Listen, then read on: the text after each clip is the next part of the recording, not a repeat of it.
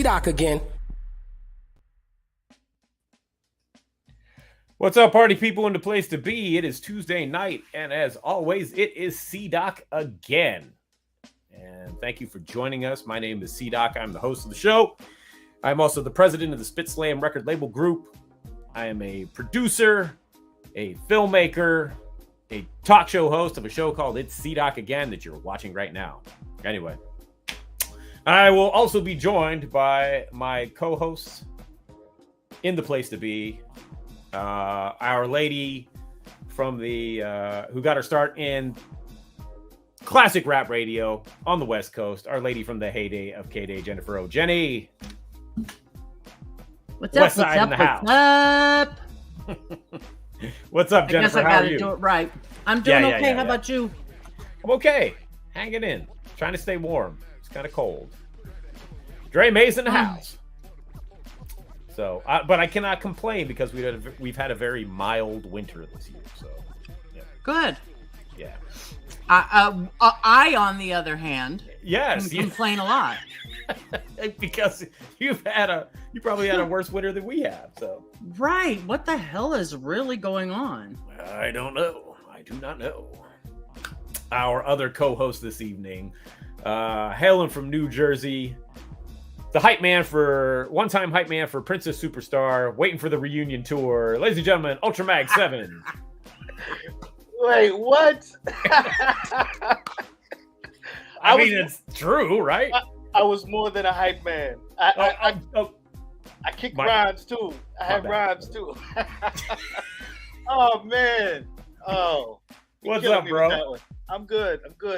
What's up, Jennifer?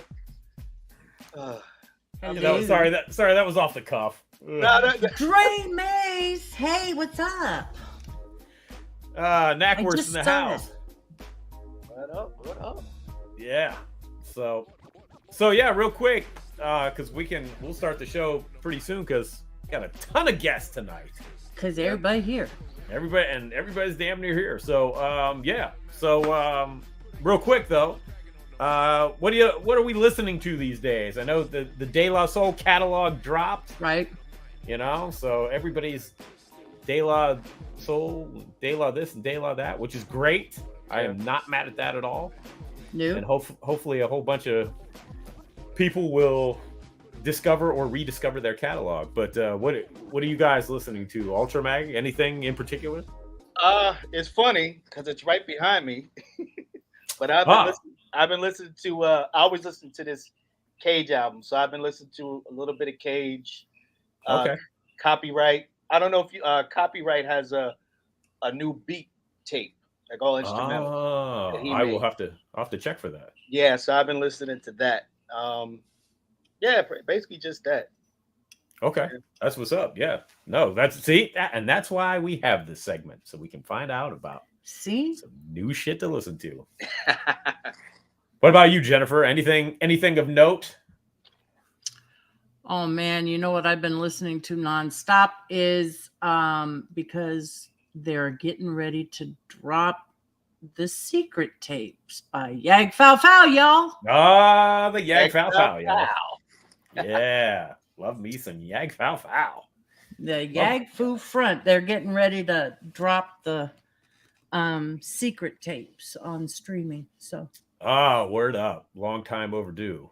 Mm-hmm. I got the OG CD over there somewhere. So. Well, that's the one that's coming out. So. Hell yes, good stuff. Good stuff indeed. Yep. All right. Well, I'm not going to waste anybody's time. Let's get on with the show, shall we? Since all these people are here. So tonight we're going to delve deep into the story of a net label and a Creative Commons net label that I have had the honor and pleasure of working with over the years. And it's a really interesting, fascinating story. Oh, and my wife is in the house, literally. Literally. Yes. Literally. That's good. I'm glad you're still here, babe. Real quick, and Dre Mays is shouting out the Jennifer's podcast interview. There you go. It's a great listen. Go check out People's Distinctive Travels podcast. Thank you. Yep. But anyway, back to the net label. Yes. Creative Commons net label, which I didn't know was a thing until I was asked to do a remix, and we'll get into those stories here in a minute. But it is a wealth of free downloadable music, and the beauty of it is it's there to share. So we're going to first invite on the guy that started the label, and I never know how to pronounce his last name, but I call him mGee. So, ladies and gentlemen, from blocSonic, mGee. Hey, what's up? Yo, yo. Mike, how do you pronounce your last name? Gregoire. Oh, okay. Gregoire, if you want to go French. Okay. Well, then I wasn't wrong. All right. Yeah. And you know what? Nothing would have offended me. I was in the early 90s. I was in the military in the South for a little while during basic training, and I was called everything from Gregory to Georgie. So, you know, I've heard it all. Georgie. Wow. Okay. Yeah. They just missed that. They just missed the first R altogether. Yeah. Absolutely. I'm not pronouncing that thing. Right. Exactly. So Mike, how did you get into music in the first place? Because people may not know your entryway into working with some of the artists that you've worked with, and how we met. So yeah, let's see. It started with Public Enemy and the Enemy board. Honestly, getting my foot in, kind of on the Enemy board. Chuck was looking for virtual A&R, and I reached out to him, said, you know, I'll volunteer my design services for anything you need. And I ended up doing, you know, covers for his digital releases at slamjams.com for a while. And then he offered me the opportunity to design an album, Public Enemy's, I'm forgetting my brain's Revolvolution. Revolvolution, thank you. You're welcome. Yeah, so Revolvolution was my first foray into designing a physical release and everything. I was still in art school at the time, and then from there, I didn't realize that. Wow. Yeah. So I always wanted to design albums. I was always influenced by Blue Note Records and their covers. I was always amazed by all that work and stuff, and I wanted to do that, you know. So when Chuck offered me that opportunity, I was like, yes. I don't know how to get this done, but I'll figure it out. And so from there on, you know, I've been working with Chuck on various projects, whether it's designing albums or working on websites and developing websites and all that stuff. And then blocSonic came about through kind of discovering Creative Commons music online and net labels and stuff and that whole thing. Yeah. How did that happen? Because you were the one that kind of introduced me to it. I didn't even realize it was a thing. How did you find about Creative Commons music and net labels? I think my entry point might have been WFMU. They launched the freemusicarchive.org in I think that predates blocSonic. It's fuzzy because a lot of stuff I was kind of discovering lots of stuff online, free music and stuff, but I think the Creative Commons angle I discovered through that. And I was listening to a lot of this free music, a lot of this Creative Commons music, and I was like, there's a lot of it I don't like. There's a lot of it I feel like is far too experimental for my taste. But at the same time, there's a lot of great stuff. And I'm like, it's too bad I can't find any, like, some kind of sources, you know, some other folks recommending great music from this world. And I said, well, if I'm looking for that, then other people are too. So why don't I just do the legwork and maybe do something? And so I thought about this compilation idea, and I came up with this idea of the NetBlock series, which was just kind of compiling digital releases of some of the best stuff I was finding at the time, and release monthly compilations through what ended up being blocksonic.com. And then through that, I ended up having artists reach out to me wanting to release music. And that's how I got into, you know, actually making this thing a label. Gotcha. Okay. And the first person that approached you about doing it. See, I didn't know this until just recently that you were actually approached as opposed to you approaching an artist about putting a record out. Yeah. Just Plain Ant was the first his first album. My mind is going blank when I need the facts. Anyways, his debut album, blocSonic. He reached out to me. I had previously included him on one of those NetBlock releases. I think volume 18 is possibly the volume is in 2008. And he kind of liked what I was doing, and so he reached out to me and asked me if I'd be interested in releasing his next album. I'm like, I had to think about it because I really didn't go about blocSonic being a label initially, So, but then I thought about wanting to design albums. I'm like, if I'm running a label and I get to design albums, and that's fun, and I want to do that, and so that's what I did, and so I decided to go about doing that, and and the rest is history, I guess.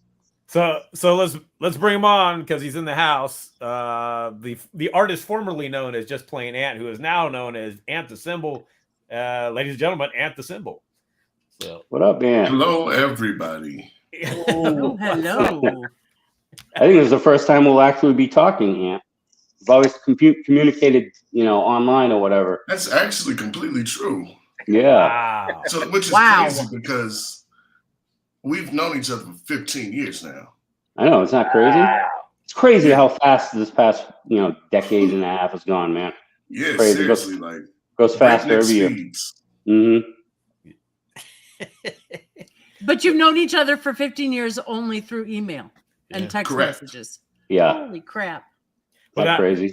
That's what I was saying. That's what I was saying earlier when we were sound checking earlier. Everybody on the show tonight, with the exception of Ant, although I think we're going to change that, but with the exception of Ant, I've collaborated with, but I've only met one of them in person. So I've known Mike Mike designed artwork for Slave Education for the Impossibles back in 2004 and singles before that, but we've never actually met. So, yep. Crazy internet stuff.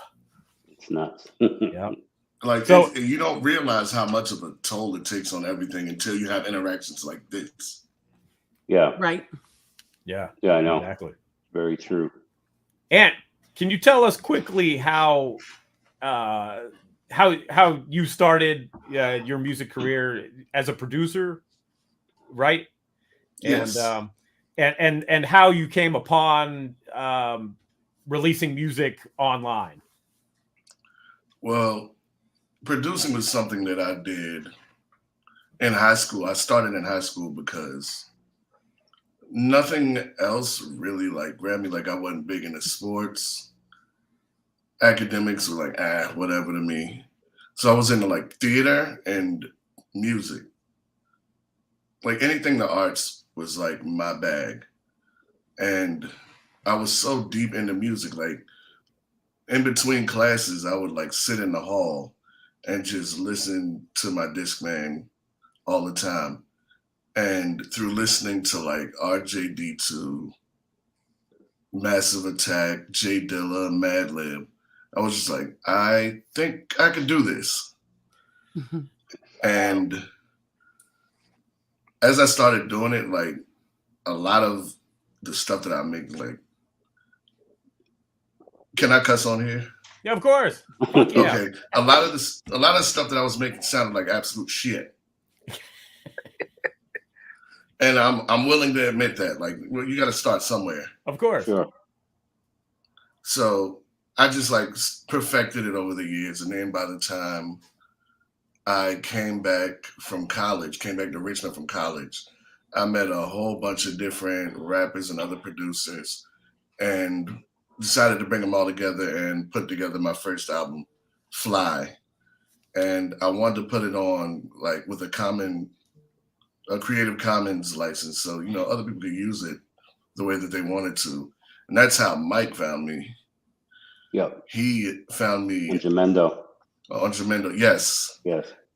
And asked me if he could use my music in one of his net blocks.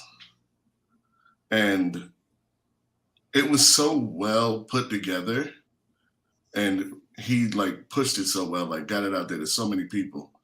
Like you'd be shocked at how many people that I've met through blocSonic.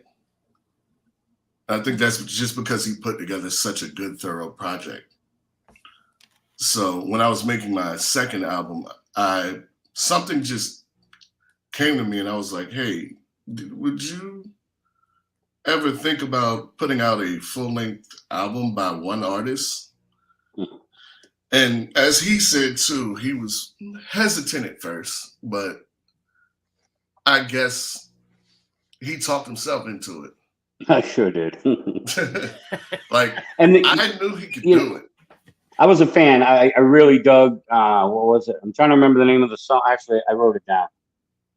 "In the Air" with Brad with Obliv, right? Yes, Oh, wow. when he was still Brad Oblivion. Yes, exactly. When he still rapped.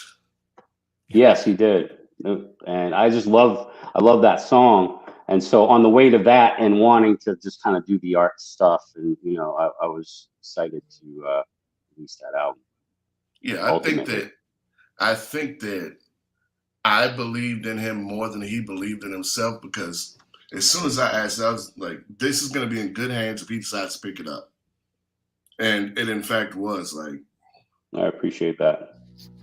Oh, no problem. And I released that album and the next 3 through blocSonic, and a whole bunch of little projects in between, little just like instrumental, like in the moment thought pieces, for lack of a better term.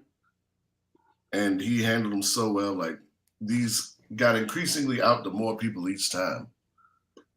So yeah, I trusted him to be a big part of my vision, and he absolutely delivered.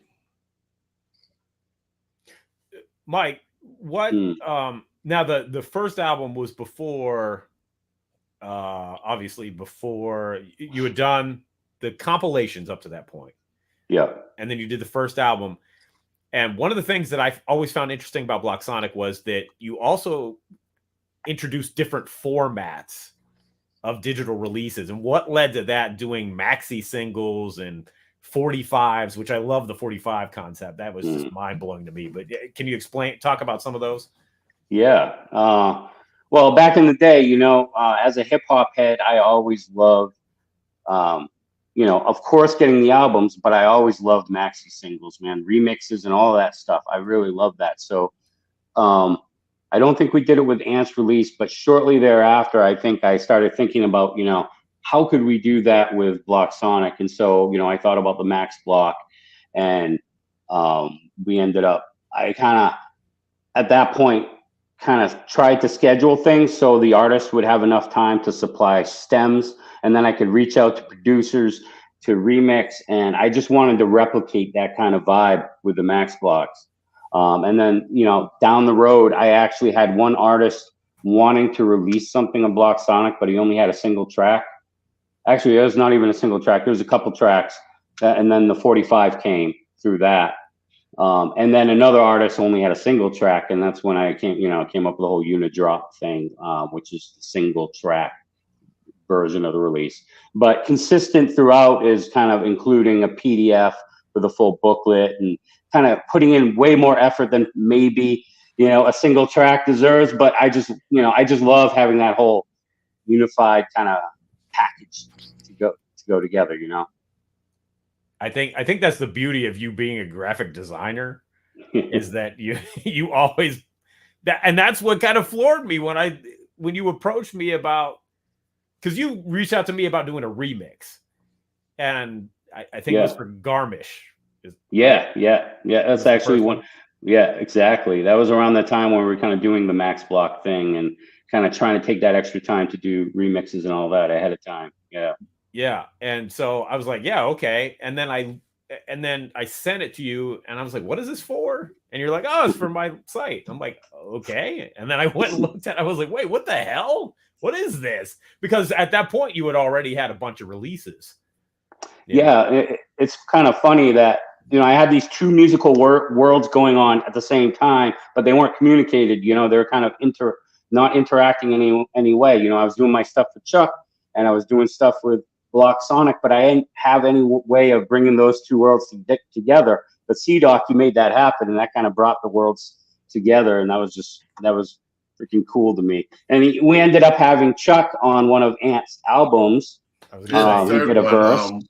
Rumble, Young Man, Rumble. Yeah. Yeah. So it's a hell of a ride. It's fun. That was so exciting to me because I was only 22 at the time. Wow. So I did not know like what possibilities any of this could bring. And next thing I know it, there's a Chuck D verse on my album. Like, Wow. Yeah, I reached out to Chuck not thinking he would say yes, but off the cuff, I decided to just, hey, Chuck, would you like to do a verse for one of my artists? And he's like, yeah. And he was just like, he had it to me like, I forget how long. It was like a day or two. It was really quick. I was like, wow. Oh, you caught up at a good time. It wasn't long. It wasn't long after I got the confirmation that he would do it that I got the verse back. Like it was pretty much turn around like that. Yeah, it was pretty quick. That's the way I remember it too. Yeah. Oh, that's fan. Yeah, you caught him at the right time. Then that's what that means. Yeah, that's exactly it. Yeah, exactly. Right. Yeah. So then how did you end up getting more artists from there, Mike? Did you start approaching other artists, or what was the process? Honestly, most of it has been kind of a word of mouth. Kind of, some artists have come from being on a NetBlock release and wanting to release something after the fact. I've had, I think most of the time it's people reaching out to me. Okay. I'm trying to think there must be some cases where I've reached out to artists. I think I tried to make some happen too, but I've been lucky enough to have a lot of artists just kind of come to me wanting to release stuff. Okay, so one of the other early artists that I want to bring on next, a man I've gotten to collaborate with. He's a fantastic lyricist and producer in his own right. So let's bring on CM, aka Creative. What up? What up? Yo. What up, sir? Going on, fellas? And Jenny. How are ya? Yeah, I'm used to being in the other side, just like typing away. I was just gonna say this isn't actually CM Lugo, is This it? is it. Yes. So as I was going back through the website today and trying to navigate and figure out in what order things were released, CM, you had one of the early original releases, and I think it was a compilation of previously recorded stuff. Is that correct? No, I think we did. So I was on Random Flow. It was a net label that so we was on Acid Planet, and from like 2004 to like 2007, me, Cheese, and a bunch of other MCs, we were on Acid Planet just sharing music, and someone had the idea of putting together a net label. I never heard of it before. I didn't know what it is, but I like, sure, I'll put out it was like a bunch of random songs I just had on Acid Planet, and we called it Classic Material Volume 1, and then we followed it up with Volume 2, and then that net label kind of disappeared when I had Volume 3 ready. So Mike had picked up some of the tracks from Volume 1 and Volume 2 to put in his compilations. So I have Volume 3 ready, and I could not get a hold of the guy who was running the net label, Random Flow. So I reached out to Mike. I was like, hey, I got this. Do you think you could put it out on your site? And we set it up. And after that, it was like off to the races. I was just releasing all types of stuff. Yeah. We did that. We released that, and almost simultaneously, we did the extended edition of the previous 3 or previous 2. I think. Yeah, the first 2 that was on Random Flow. We added it to blocSonic with a bunch of extras, like bonus songs that I just had from even earlier on.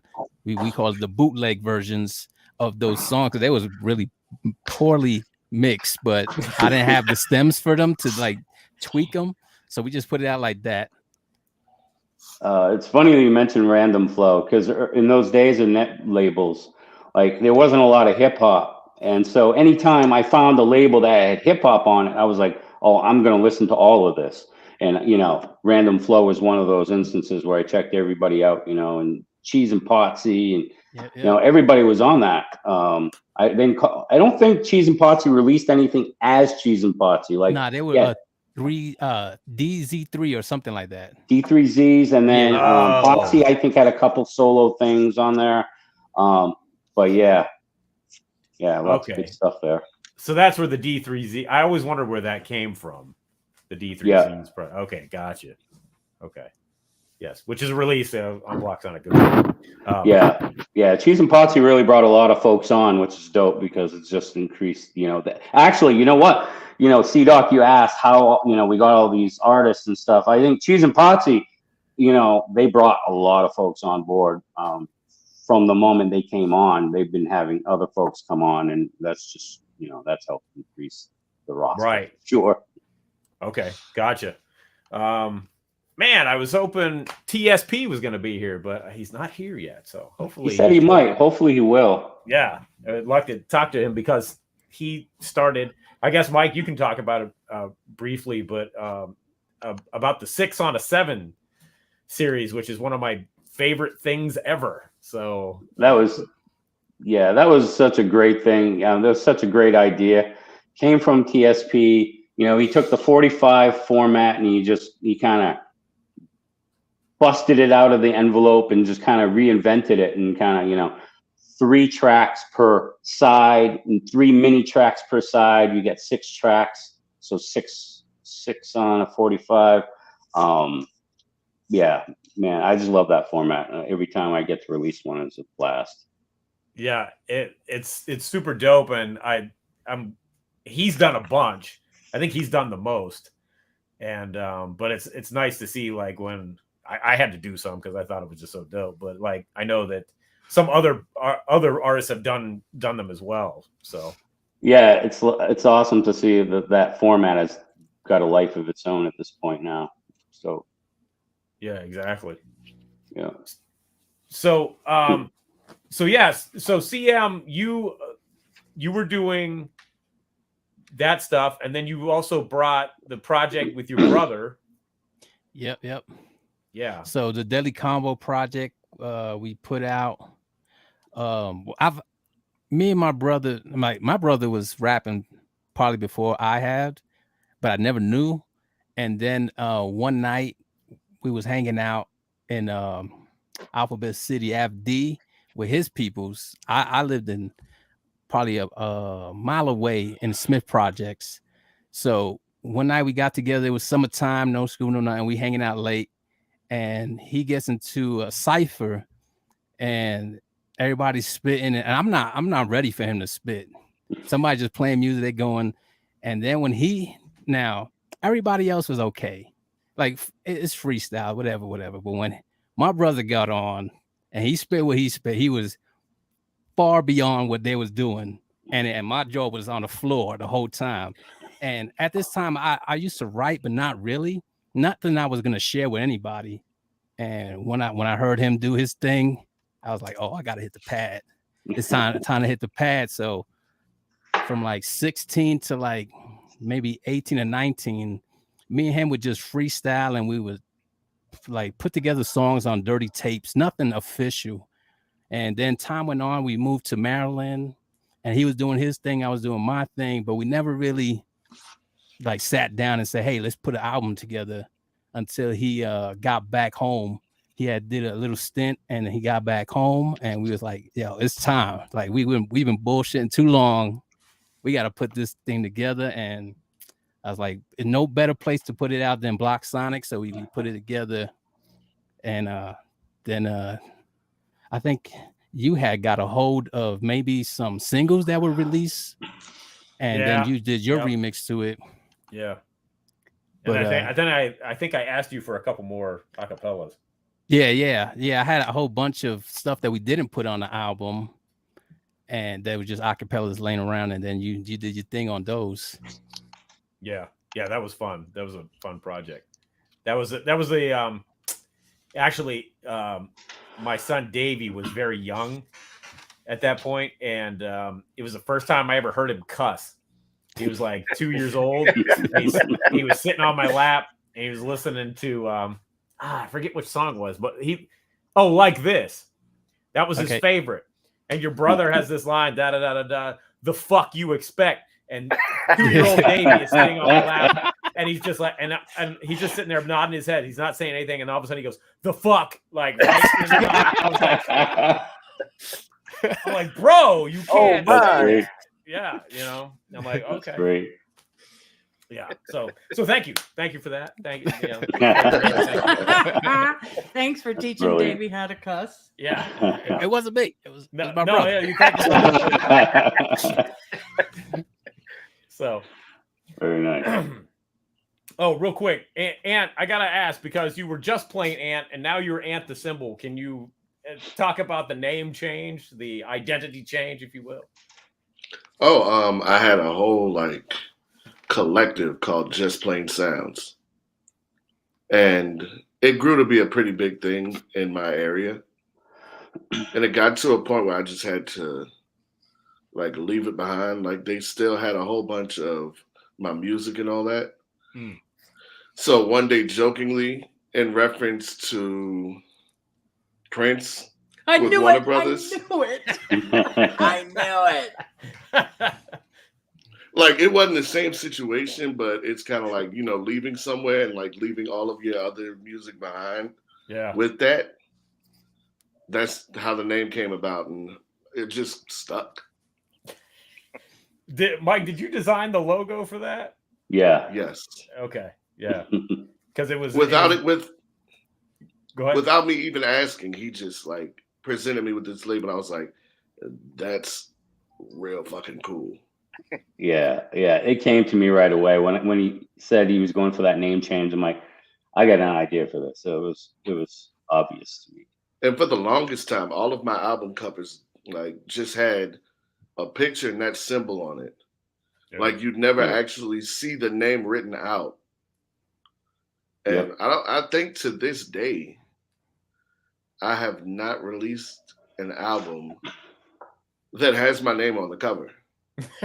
Nice. Well, it's a symbol. It's just your name is the symbol. Right. Exactly. It's true. It's always one of the 2 logos that I have. And never the name. And I think I'm going to keep it that way. Mike really started something with that. And I don't think that I'm ever going to have my name on the front of a cover, ever. Nice. I was gonna pull it up, because it's so dope, and I didn't do my homework. Yeah. I was gonna say, where is it? Yeah, hang on, I'm doing it now. Another thing. Mike also really helped a lot of different people from my city be heard too. Well, your city, man, there's something in the water there, man. It's unbelievable. There's just a lot of talent there. It was easy for me to do that, Yeah, and I thank you so much. And it's actually amazing how much the scene has grown here. A lot of people don't know how good Richmond is, but you do. Oh, I do. Definitely. And the late Honorable Sleaze. Mm-hmm. Yeah, shout out to I miss him, man. Sleaze. Rest in peace, Sleaze. Yes. Yep. We all miss him. Yeah. Friends or Whatever. Joey Rips. Is Mark still making music? Friends or Whatever? Yeah, Mark is still making music. He's still making music. We did a small EP together back in 2016 called The Waters. Okay. I think I still have the sessions to that. I might give that another push. So you might be hearing from me. Yeah, reach out, man. If you ever have anything, don't hesitate. Oh, absolutely not. But that was the last thing that we worked on together, other than a couple of tracks here and there. But he was playing in this band around here over the past couple of years. Oh, nice. I'm occasionally in touch with him. Joey Rips, who now goes by Kells. Okay. I'm sitting on an entire recent album from him. Really? Word. but I have to get the okay from him to like go forth with it. Mm-hmm. But Yeah. Again, if you have anything, reach out. You know who. Anybody who I've released in the past, I'd be interested in for sure. You know, for sure, yes. Want to bring Richmond back up? Definitely, man. Oh It's yeah. been a while since we had Richmond on. And I was gonna ask, did you guys? Was that what facilitated the DJ Harrison record? Yeah. yes. Yeah, and he's gone on to do big things too. Yeah. And DJ Harrison, sadly, is the only one out of the people that I know that have released records on blocSonic that I'm constantly in contact with. Ironically, because he's hands down the busiest. Yeah. But yeah, I just saw him Saturday. Oh, really? Oh, Nice. Yeah. Like, he's so busy with different things. Like, yeah. He just, Butcher Brown just opened up for Hiatus Coyote 2 weeks ago. Wow. Oh, wow. Butcher Brown's crazy. That's a great group. Yeah, they're so good. And it's crazy to have watched the progression with that band. Yeah. And actually still be like friends with all of them. Mm-hmm. But yeah, DJ Harrison has gone so far and he deserves every bit of it. He's so talented, so humble. Yeah. He's just very talented. I was just amazed when he handed in that release. I listened to it and I was just like, oh, this has got no samples in it. I'm like, this is just incredible. I mean, it was just like something new. You know, it's like a hip hop album. I don't know, man. It's like he did everything himself, if I recall correctly, right? Yes, he absolutely did. Unbelievable. It's like listening to something like a Roots album or something. Even more beyond that, though, it's something else. Beyond that, yeah. It's like way more experimental, but it's full of instruments, and he played them all, like from down to the drum programming, playing the drums themselves. I've seen him pick up so many instruments in front of me. Like, I feel like every time I'm around him, he breaks a new one out. Wow. And that's amazing. I want to, there it is. Yeah. That's the album. You guys, anybody watching or watching on the replay, you can go download this now for free and do yourself a favor because it's just crazy, crazy dope. And he puts the little clip in there and a bunch of times it says there are no samples on this record. I'm like, he's got to be lying. No, he's got to be lying. Not. But he's not. No, he's That's not. the thing. He's not. Yeah, and anybody who's listening right now, go and listen to his latest album, Tales from the Old Dominion. Oh, yeah, word. And it's the same case there. Like, he did all the instruments. He's singing. He sings too? This is recent. Wow. Yeah. Man. Is that on Bandcamp? Because I know he's got some stuff on there. Is that on Bandcamp? It's on Bandcamp. It's on Stone's Throw's website. Oh, it's on Stone's Throw. That's right. Okay. Yeah. It's on streaming platforms everywhere. Nice. And the singing is a new thing, and I think it's something you're gonna hear a lot more of. Like, I hit him up for my newest album that's coming out soon to sing on it, and he was just like, I didn't know it was gonna be this big of a thing, but I'll do it. And he did it. There's nothing he can't do. Wow. And you can hear it throughout the progression of his career. And this is such a dope release. Yeah. And actually, you know what? My favorite song is not even on the album. It's on the single, which I think it's Way Uptown. Oh yeah. Mm. This is my. Yeah. Oh, that's the joint. I haven't listened to that single in forever. I forgot about that. Wow. Me either. Mike, real quick, let's talk about, for every release, you have a template of artwork that you do. Yeah. So you get the cover, you do like a little booklet. Yeah, like a little insert. You get a CD, you get CD art, you get a trade card, it's cover. You know, you high resolution files. So if you want to print it out on your printer at home and cut it out and put it in a jewel case, you've got everything there. I've done that. I wish that I hadn't had this huge hard drive crash where I still had like all of the stems from old albums that I could like remix and remaster. Oh, man. Because I would do it and have one of these pressed up. Oh, wow. I've always wanted to have one of these albums pressed up. And then boom.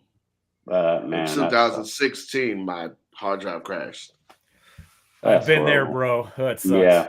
Yeah, same. Yep. So the only album logo. Whew. Oh yeah, the logo's so great. I love this. I love this one. That's ill. You know, the only two albums that I still have are that one and What Does It Mean by Graphic Antics. I love that album. Oh, so good. Yeah. Wow. So, but it's been a minute since you've released something through blocSonic, Ant. It's I'm not finished. Okay, all good. Right. That's good. Glad to hear it. Like I have a bunch of stuff that I've been working on that I'm in the middle of that is definitely gonna need a home. Well, like, I have been doing like my big releases have been for pay, but that doesn't mean that everything has to be, you know? Sure. Like I've had such a good experience over the years with blocSonic that that's an allegiance that I'll keep for as long as possible. I appreciate that.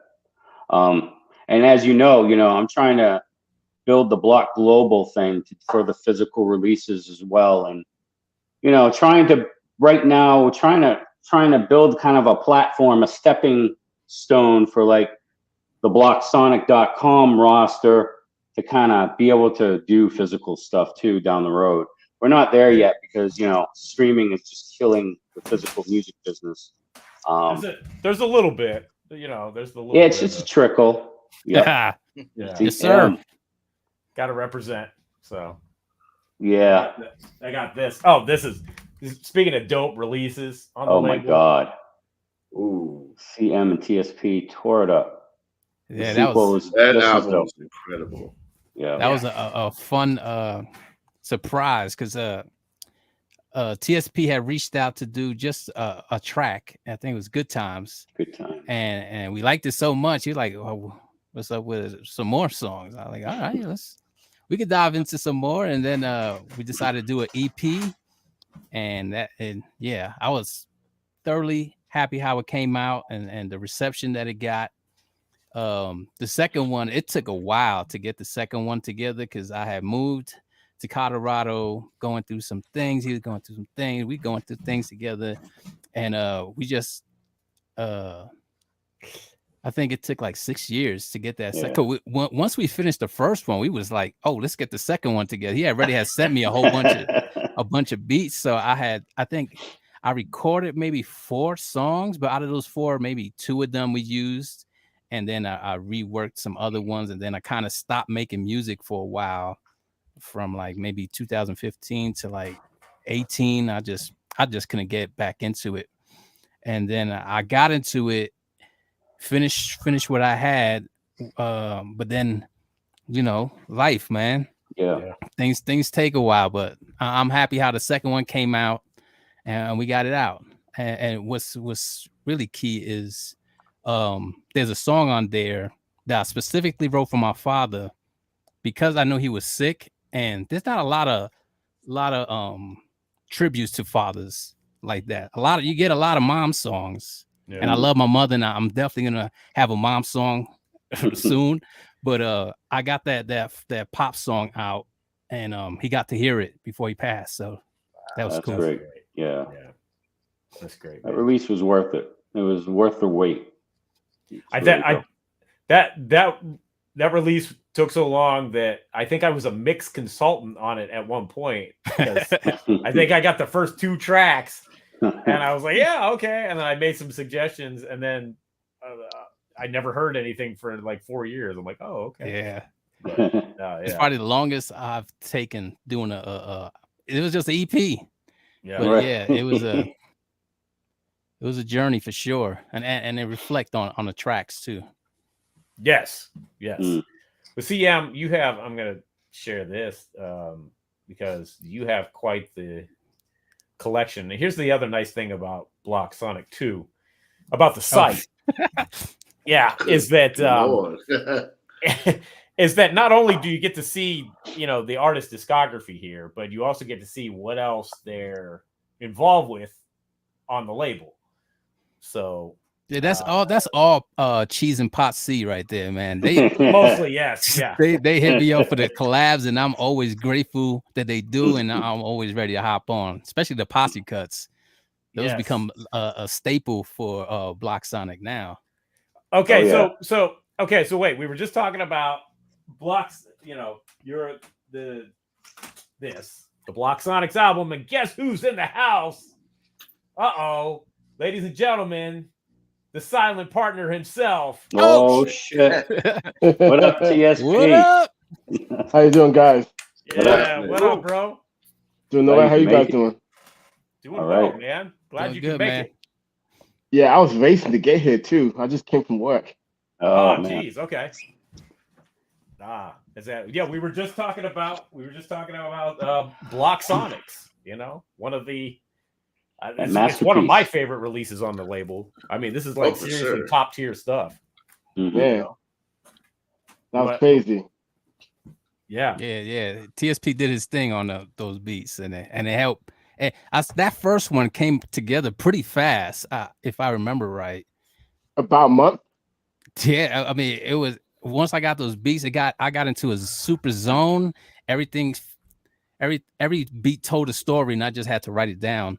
And we got that thing pretty fast. And I think that was 2014. So Yeah. that year I dropped Classic Material Volume 4. Mhm. Then we did the Deadly Combo, and blocSonic was in that mix too. So it was, I was writing that year. Yeah, you were. Well, you guys were both on point there with that release, though, man. It was alchemy, Yeah. Yes, sir. Yeah. That came out real good. Funny thing is that I gave that beat to someone else, and they didn't take it, so I gave it to CM. They're lost. Really? Give me the Yeah. alley-oop. Wow. Man. So TSP, you're one of the kind of like early original artists on the label. You have tenure. Crazy, right?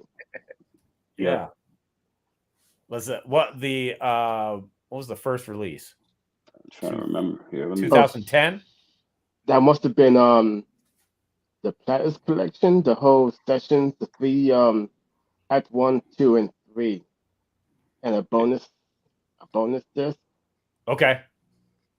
Yeah. Okay. And that might have been, I can't remember what year that was. Yeah, the complete platter sessions. Yeah, so far. Yeah. Yeah, so far. Right. Yeah.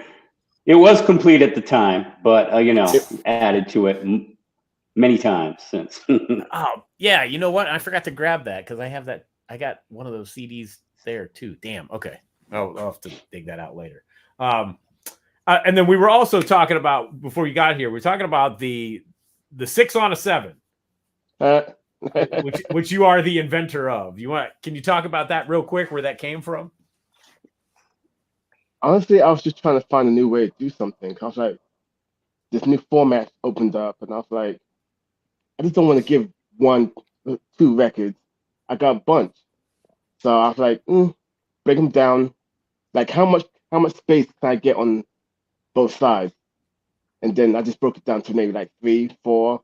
I thought 3 was like a good number for both sides. Then just go from there. Yeah. And then 6 on a 7. That was a dope idea. It's such a dope idea. I also appreciate your adherence to the strict time limit. Like it was a piece of wax.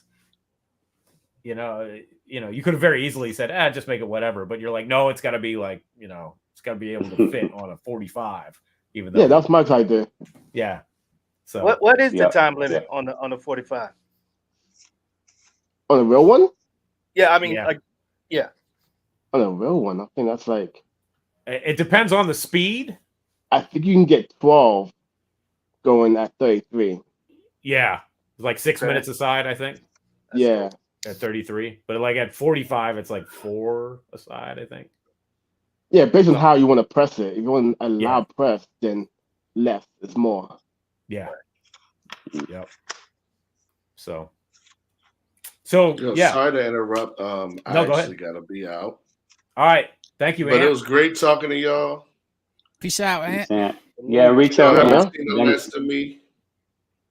I'll be in touch soon. Y'all have a good night. Thanks, You Ant. too. Appreciate you coming Thanks, through, Ant. bro. You too, sir? All right. So anyway, okay. So yes. So and next to Cheese and Potsy, I think TSP has the most amount of releases on the label. I think. Good grief. Yeah. Don't tell me.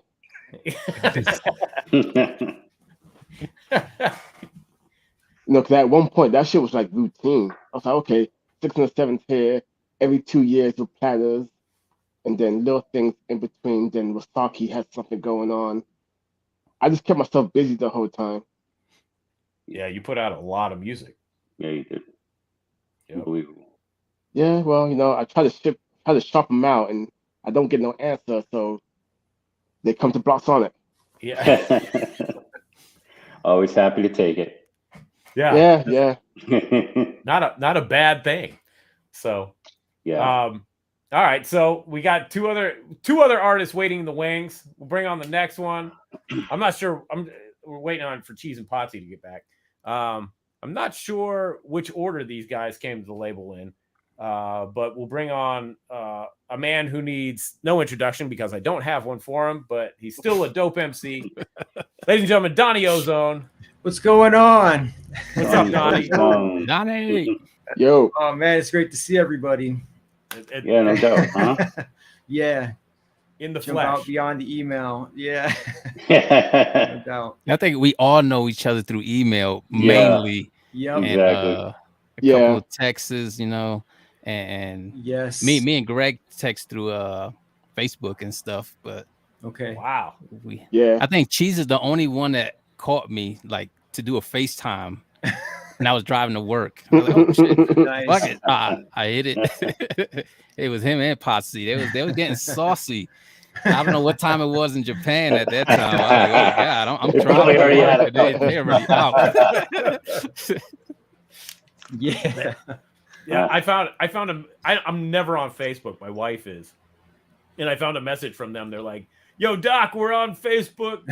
Video or whatever. If you want to jump on." And it was like 3 months ago. I was like, "Oh, I guess I missed this." So, Donny, you're one of the. Your output for blocSonic is interesting to me because it's primarily either guest verses or 45 singles. You drop like 2 joints at a time.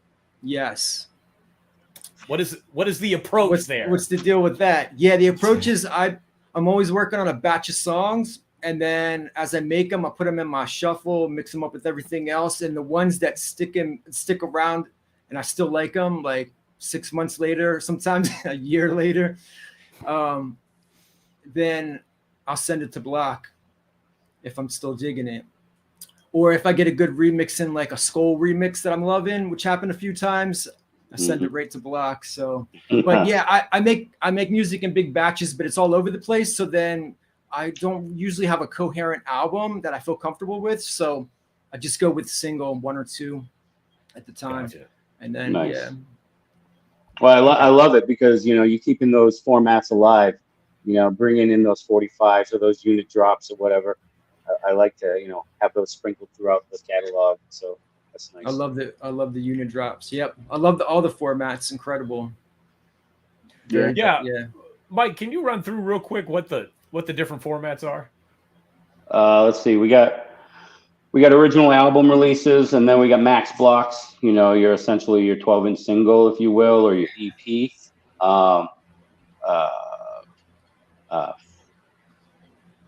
Jesus, my mind is getting old these days, man. Okay, wait, hang on. And then You got the extended 45. one. Yep. Yeah, extended editions, and then and then the 45s, and then unit drops. What else we got? So wait, the extended edition is previously released material with bonus material. Yeah, exactly. Kind of the whole idea with that is kind of like those deluxe editions that were coming out that have been coming out with remasters and stuff.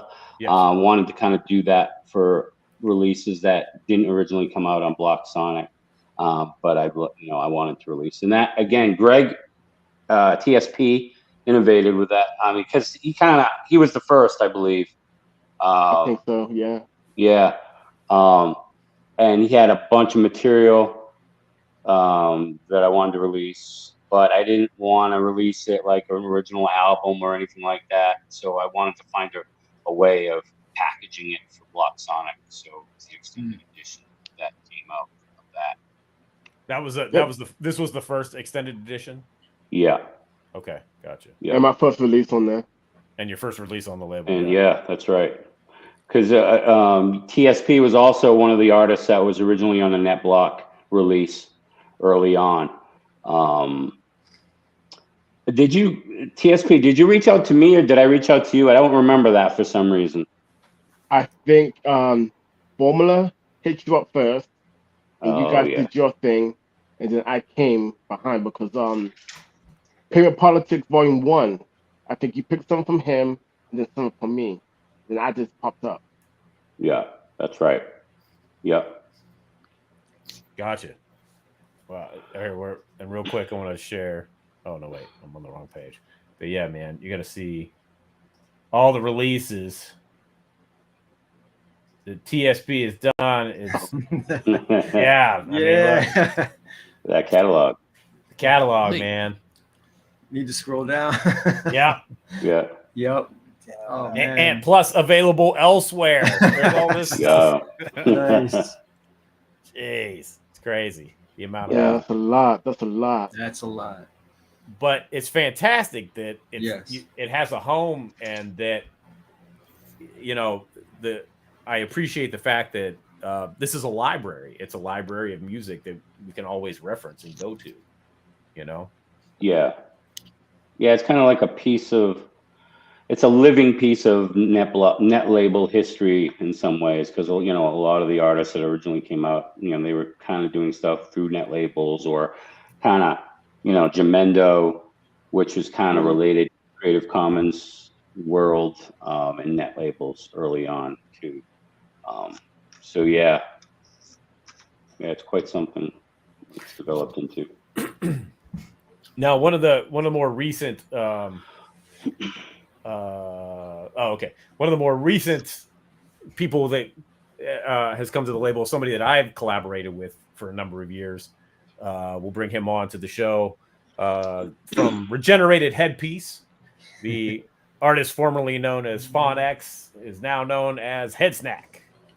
So, in the place to be. Head Snack. What's up, everybody? In the house. What's up? Very blessed to be here.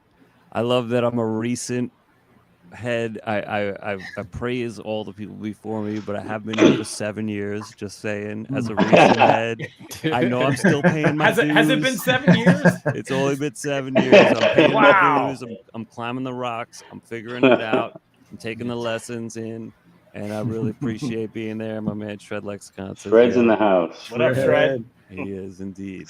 Yeah, wow. He's one, he's perhaps newer to blocSonic, but Head Snack and I go far, we go back to the Enemy board, Public Enemy, and when I was designing singles for Chuck's label, RHP was one of the groups that I designed singles for early on.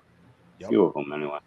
Yep. Yeah, that's how me and mGee first connected, and we released a Regenerated Headpiece, like unreleased and live compilation through mGee. That was our first foray there, and after that it was the Alternative Facts Maxi Block, which was our little protest to the the celebration of alternative facts all of a sudden in our culture, which now is an everyday thing. So now it's mainstream. Yeah. It is. So we were on the forefront there. But yeah, much love to everybody. I love the label. I love the format. mGee puts in mad work. Indeed. The AI art, which is this is some next level shit. Head snack. I mean, based on this, like I'm not like down with the AI, but his AI, like I want him in my ship because he knows how to program them to like obey and add to our art. Yeah, the bots I command the bots pretty well, huh? For sure. So, Head Snack, what was the now? Because I remember, because I think I actually did the original artwork for the for that RHP compilation. I think it was for Bandcamp. What was the thinking in bringing it to blocSonic? Because then you added more stuff to it. Yeah, I guess it was because the first three regenerated headpiece albums were always available on platforms, whatever they call, Spotify, etc. We weren't locked into the turmoil that Daylog got into, and but right. Yeah, so we just felt like go. I'm sorry, what was the question? No, why did you decide to do re-release the compilation? Because there were some cool tracks on there, and we felt like a lot of people didn't really know about it because it was just on Bandcamp. So we said, "Yo, let's put it out on Block, and that way more people can enjoy it." And it was amazing that we did because mGee was like, all right, I'm not just going to put out the same shit. I'm putting out a whole another disc. So like dig deep. And I'm also going to get like 10 heads to remix things. And so it like forced us into the Block family. And I've been like obviously hardcore over the past 2 years because I just have been embracing it hardcore. But that was our original foray that pulled us in. Appreciate that. And real quick too, I want to mention, because there's a format on the label that is very rare, and Head Snack, you're one of the only people that has done it, and it's the improv block. Right. Yeah. And can we talk about that real quick? Yeah. So Mike, explain what the improv block is. Yeah. So the first improv block was this artist. I forget how I connected with him, but it was him and his son collaborating on this live recorded session. It was just like a session that he recorded live, and he presented to me to release. And I'm like, well, it's not an album. What do I do with this? I kind of dig it though, and so I'm like, was that C is for cookies? Yes, exactly. Yeah. Yes. And so I'm like, let's see. Let me come up with a little package for this. Let me come up with some format or something. And that's how the improv block came up. So an improv block is essentially a somewhat live recorded session, maybe in one take, maybe multiple takes. But the idea is it's just kind of a live impromptu session recorded and then released with the whole PDF thing and all of that. And so, yeah, very rare. Just 2 of them so far. Go ahead, Head Snap. Take over from here. I'm glad you brought it up. Very rare in your world. For me, since 2014, not so rare. Me and a group of very close friends have a band called Eli and the Mannings. And some of us have less musical talent than others. Some have more. As everybody, it's all about the spirit of just free flow, experiment, rhyming, making music. There's like drum circle stuff, beats, all kinds of stuff mixed together. We record it. We're usually try to get it in a cool location. Like my buddy's got a house upstate New York, so we've recorded many albums. If you go to headsnack.com, you can download or listen to most of them for free. And we had this cool album that my man Old Yist, who was down with the original RHP Rat Race Vacation production, my buddy Noel, he reproduced this. Usually I just chop the songs up and we put them out for each other and anybody that wants to listen to them. And there is a greatest hits, Eli and the Mannings greatest hits on Spotify. and it's a top earner for in my catalog. I ain't gonna bullshit. There's some heads in France reached out to us. They're like, listen, because we got a song called "Gay Hitler." Like, just people, and not on purpose. It's just whatever that was what flowed out at that particular time. But like bringing it back, my man Old Yist like kind of produced it a little more so and kind of took like interludes from earlier parts in the night and layered stuff together, and it's called Magical Cookies, and it's available for free on blocSonic, and I encourage heads to download it because it's a fun journey. Yep. Yeah, it is. Yeah, it's very good dope stuff. Mm-hmm. Real quick, I want to bring on somebody you guys you might have heard of him, you might know him. He's a partner of mine, ladies and gentlemen, Mr. Chuck D. So, hey, Yo, Chuck. Chuck. What's up, everybody? Hey. I had to come in and pay my salutes over to mGee. Thank you, incredible blocSonic, where we all happen to learn from, we draw from.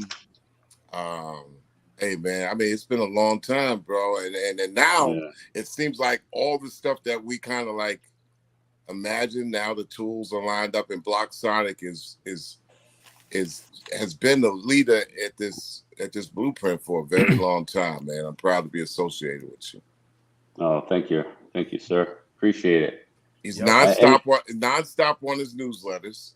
Never misses a beat on the newsletters. Oh, no doubt. And the integrity of the art form and the art of the records, which I came to know you as, on the Enemy board, and I mean, graphics illustrator genius, and we've prospered and benefited off of your work, and also teaching us how to do, and also everybody there, Head Snack and Donny and us, CSP, what up, Doc, Ultra, Jenny and everybody. But it's just like it's fun, man, and I see the job that Doc is doing over at Spit Slam, and that there's this relationship, and always trying to find new portals and new forays to get music across, which is a real funny, we're in a funny time where people listen with their eyes, but we've always been visual with the sounds anyway.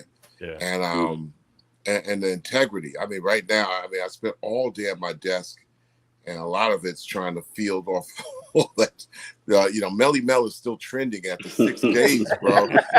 Like, and Scorpio has just sent me this podcast they started out of nowhere. They started this podcast, and he's throwing his rebuttal up there, and it's tough. I mean, it's almost like he got bars on the mic coming out with fire. He explains all his, what he meant. He wasn't coming at Eminem. He was basically saying what Eminem said on himself. And Eminem has always been humble about who he is and where he comes from. It's just like now, hip hop has so many casuals. And we're not mad at the casuals. So this is why the detail of blocSonic, or what everybody does on the show, what Doc is doing with Spit Slam. I have a box of these, and I had to go up on. It's like, this is beautiful. I mean, I'm like, I'm the only way that you can hold this. This is Chill Rock G, and it comes out of the same aesthetic that you've been doing. Yo, man, I learned from Mike. I know, that's what I'm saying. The same aesthetic is like, everybody got something, and get the maximum out of that artistry, and just kick ass with it, and don't look back. You know what I'm saying? And I mean, like I said, it's like it's the integrity and the blood work of a movement, man. That's important. And too many times, people look at the top layer and say, well, the top layer, if it's not there, there's no story at all.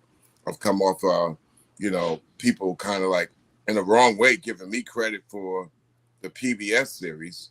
And I'm like, well, that information has been there, but it takes somebody to be able to get the details.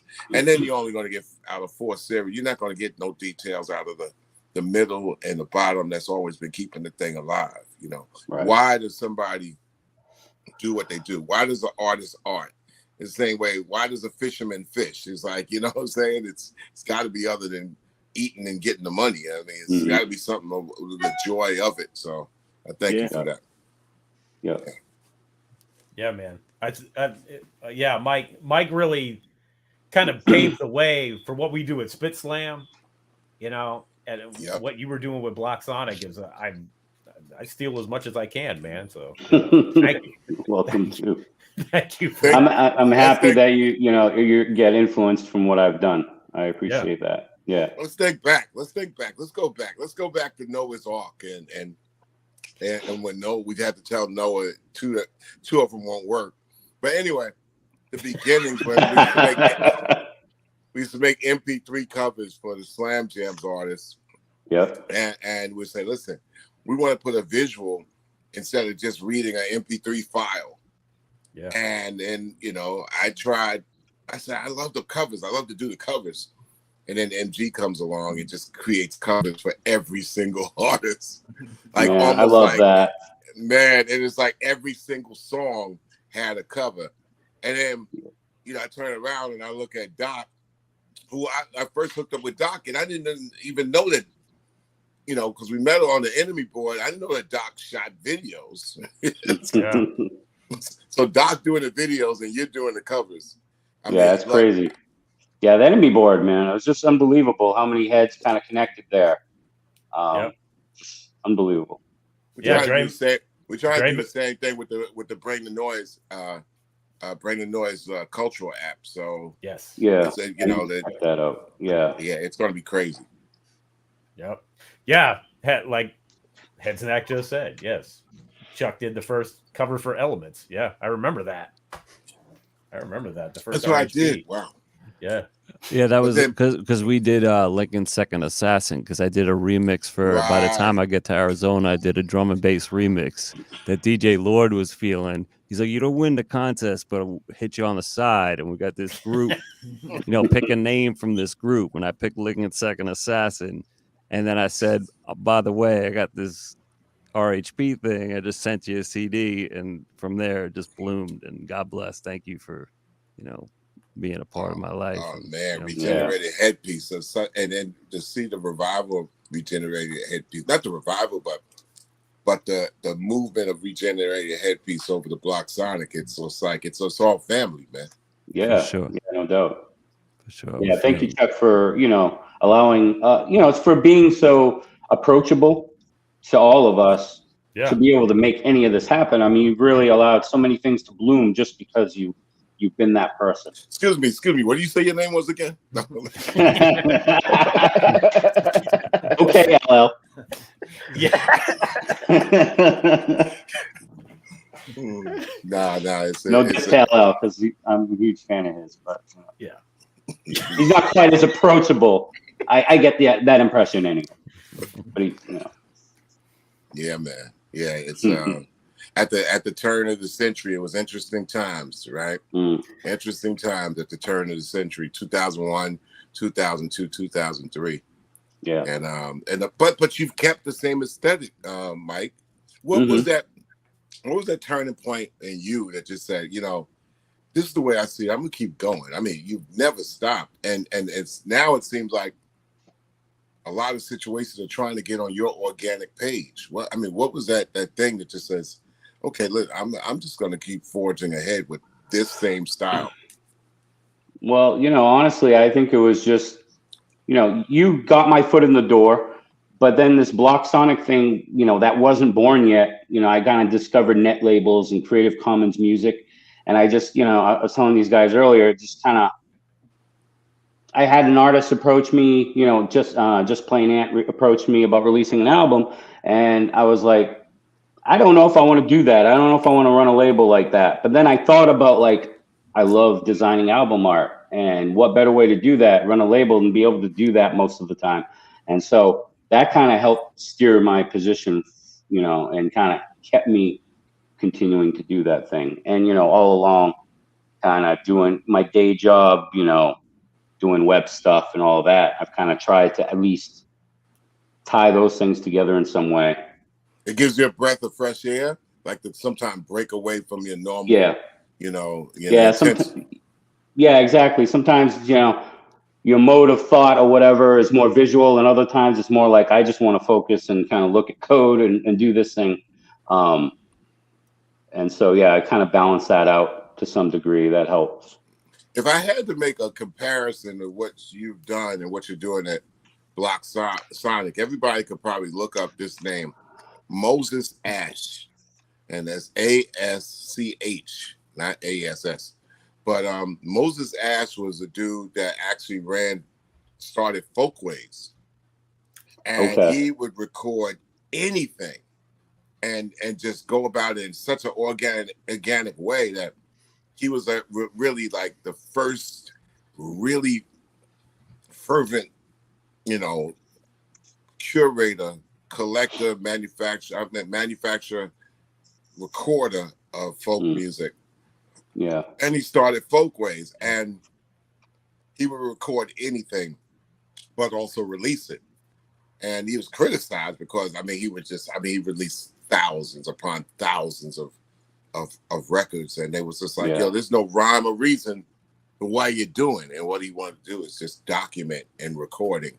And, and then later on, the government said he was so proficient that they merged, and and Smithsonian picked up Folkways. And now today it's the Smithsonian Folkways, which is officially like the recording company of the Smithsonian Museum. But before that, it was just him going for it. He'd be ragtag coming in, grease on his shirt, up there cutting records, Yeah. So, I ain't say you got grease on your shirt, Mike, but no. But it's a little like that. I feel like it's a little bit like I'm a bit of an archivist to some degree, definitely. Everything I'm trying to release, so I dig. But at the same time, I'm proud to be able to house this catalog of art that, I wish were seen and heard a lot more than it is. But streaming is, again, killing people's interest in kind of just looking around, finding things on the web. Everybody's just getting fed their music from whatever streaming platform they're signed up to. It makes the collectible important, though. It makes I would say that the blocSonic name it makes it a collection of listening time. I think in the past people are like, what good is a label? But I think now when everything is anywhere and everywhere, I would look at a label as a planet. What's going on in this world, so to speak? Because if it's not a world that's pulling it into it, then it's floating in space. And cyberspace is exactly that. Whether it's shows or podcasts or films or whatever, if it's just floating out there and nobody knows how to get to it, like what good is it? But the fact that you're able to like build its own world. blocSonic is a planet, I think, that's hip to visit. And C-Doc's doing the same thing with Spit Slam, and everybody's doing the same thing with their artist world. And I just think the traffic between the worlds are good. Yeah, that makes perfect sense. Yeah, I agree with that assessment for sure. Hey, real quick, Dre Mays. The Dre Mays was at the Revolvolution in store. Was that the one in New York? The one in Manhattan? Because I was there. If it was. Yeah, that was at Tower Records. I have my signed Nation of Millions. Both you and Flav signed it, and I also got my Fight the Cat Power book that you signed it. I got in there twice. Thank you. Wow. Yeah. I think that was because what should we call it? Made it happen. Right now I have a loss for the name of the label, but later on turned into M1. Koch. Right? Oh yeah. The block in my mind was Artemis. And right. And I think you did the artwork on Artemis, right, mGee? Did you do Confrontation Camp? No, I didn't do that one. Or I think they did it. Yeah. But you did Revolvolution. I did Revolvolution. That was the first for you. Yeah. You know, Chuck, at that time, I had globalhiphop.com, which was kind of popping because we had a link right off a Loud Records website because of prior employment, and there was the early Wild Wild West days of the web, and Global Hip Hop was on there, and we were popping, and I don't know, I just remember, you know, you were like, Global Hip Hop, is that a label? You know, and it was just like, it could be, you know, but we had a website that we got like 60,000 views. I don't remember what it was, but we had a top 10, and Son of a Bush was like my number 1. And that was when you kind of discovered us. And I swear, like right after that, the Son of the Bush like video came out. I was like, yo, we're trendsetters. We're pushing that. Well, yeah, somebody did the Son of a Bush video. It wasn't us. It was somebody that did it. Oh, really? Yeah, all of a sudden, who did it? One. That was a powerful song, man. I'm telling you, like that time, that was right what I needed to hear. I have it. I've got it somewhere. I have to dig it out because they sent me the master. I'll have to look it up or whatever. Yeah. And global hip hop sounded to me like, and this is another way throwback, 88 hip hop. Remember that? Y'all don't remember 88 hip hop? 88 that rings a hip-hop. bell. Yep. Yeah, I think I remember that. Yeah, that was a website. Yeah, I remember it. Yeah, 88 hip hop was almost like the predecessor of what I wanted to do at Rap Station in '99 and 88 hip hop.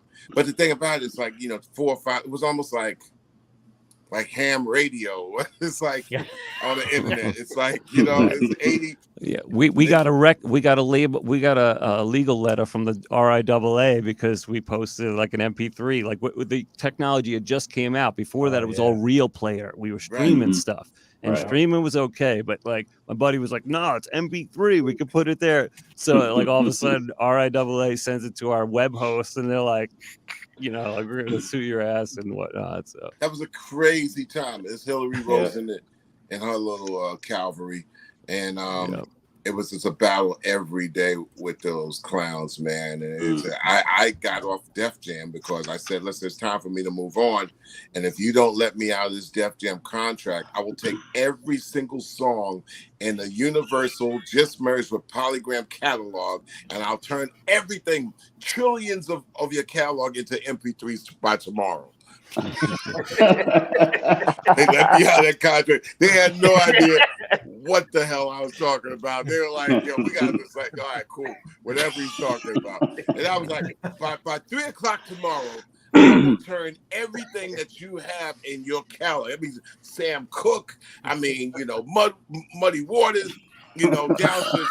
I will turn it into an MP3 tomorrow at 3 o'clock. Oh, shit. And that got us out of that contract, man. They didn't know what the hell. Nobody knew what the hell I was talking. You guys were trendsetters because you went from that contract to a contract that no one had ever seen before, which, you know, a web only release or a web label. Atomic Pop, right. That's a whole other thing. But you know, mGee, that's when we started meeting on.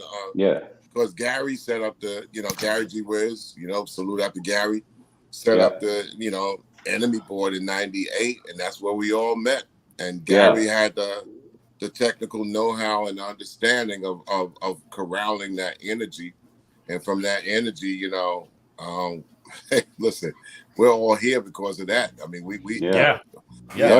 We have the Enemy board badges, and it started out with me kind of like maybe not on an Enemy board as much, but I was writing the Terror Domes, and I was on tour in '98, so I would write the Terror Domes. And I would get over to Gary's sister Garland to kind of like edit it and get it on up. And so it went on up, and then I see the responses. And I said, I could get in on these responses, but I don't have a computer. I waited a whole year to get a Mac laptop because I only knew how to work a Mac. And I had to wait a year because they didn't have a laptop. They said, oh, yeah, next year we're coming out with the Mac laptop. I think it was like 100 gigs or something like that. Something like that. I think, if that. No, not 100 gigs. No, right, 100 meg or something like 100 megs or something, probably, something like that. The turtle back, because I'm on the road. Okay. And, just to give you a little bit more intel, I had done the Grammys webcast at Madison Square Garden in '96. And I had done the webcast for Apple. So at the end, they said, "Listen, we can give you $1,000, or we'll give you these 2 computers." And what it was about this big, 2 of them, and got the size. I forgot how much they held. I think 500 megs or something. But I said, okay, once I got those, that didn't make me computer literate because I mean they're always home and I'm on the road, so I had to wait a whole year. And when I finally got that laptop, and I could buzz into the hotel, then that allowed me to get on the enemy board and meet Ed Snack, yourself, Mike, Doc, and many others. It was like well, you would put your email out there, and the first correspondence you and I had was I sent you an email and you sent me one back. I didn't get it for 3 months, but there it was. I was like, oh shit, Chuck D emailed me. Even back then, emails were scrolling. It was scrolling. Now it's just like I look at emails. I say, yo, if you ain't texting me, I can't answer an email. It's ridiculous. I got 26,000 unread in my. I got a test. They were always cryptic emails. It was like, "Head snack, full moon, yes," and I'm like, yeah, that's great. Gotta love the Chuck D cryptic emails. I'm like, I'm a cryptic person, man. My number one criticism of myself is like, you're too cryptic. I'm like, yeah, I am. Sometimes I find myself having to respond with a couple questions first to kind of clarify what you're talking about, just to be sure I'm on the same wavelength. But that sounds just like you, Mike. Mike is like, excuse me, I'm not. I need to follow up with you on this. I don't know what you're talking about. So real quick, I want to bring on our last 2 guests who've been waiting in the wings forever. I just came on to say hi, and I'm getting back off because there's 2 more people. And I'm going to get off and watch from the other side. I'm not going to cloud up the Hollywood squares right here. Thank you, Chuck. Salute to everybody. Good to see you. Yep, salute y'all. Thank you. Peace. And so probably the most prolific artists on blocSonic, the dynamic duo. Oh shit! Lock up, y'all. All right. Now you can hear me, right? We're good. All right. Easy posse. All right. CMP in the house, in 2 different houses. Yes. I got double microphones because I can't figure out how to just take a mono line. So you guys got me in stereo. Is posse visible yet? Because I just got a circle going here. My circle.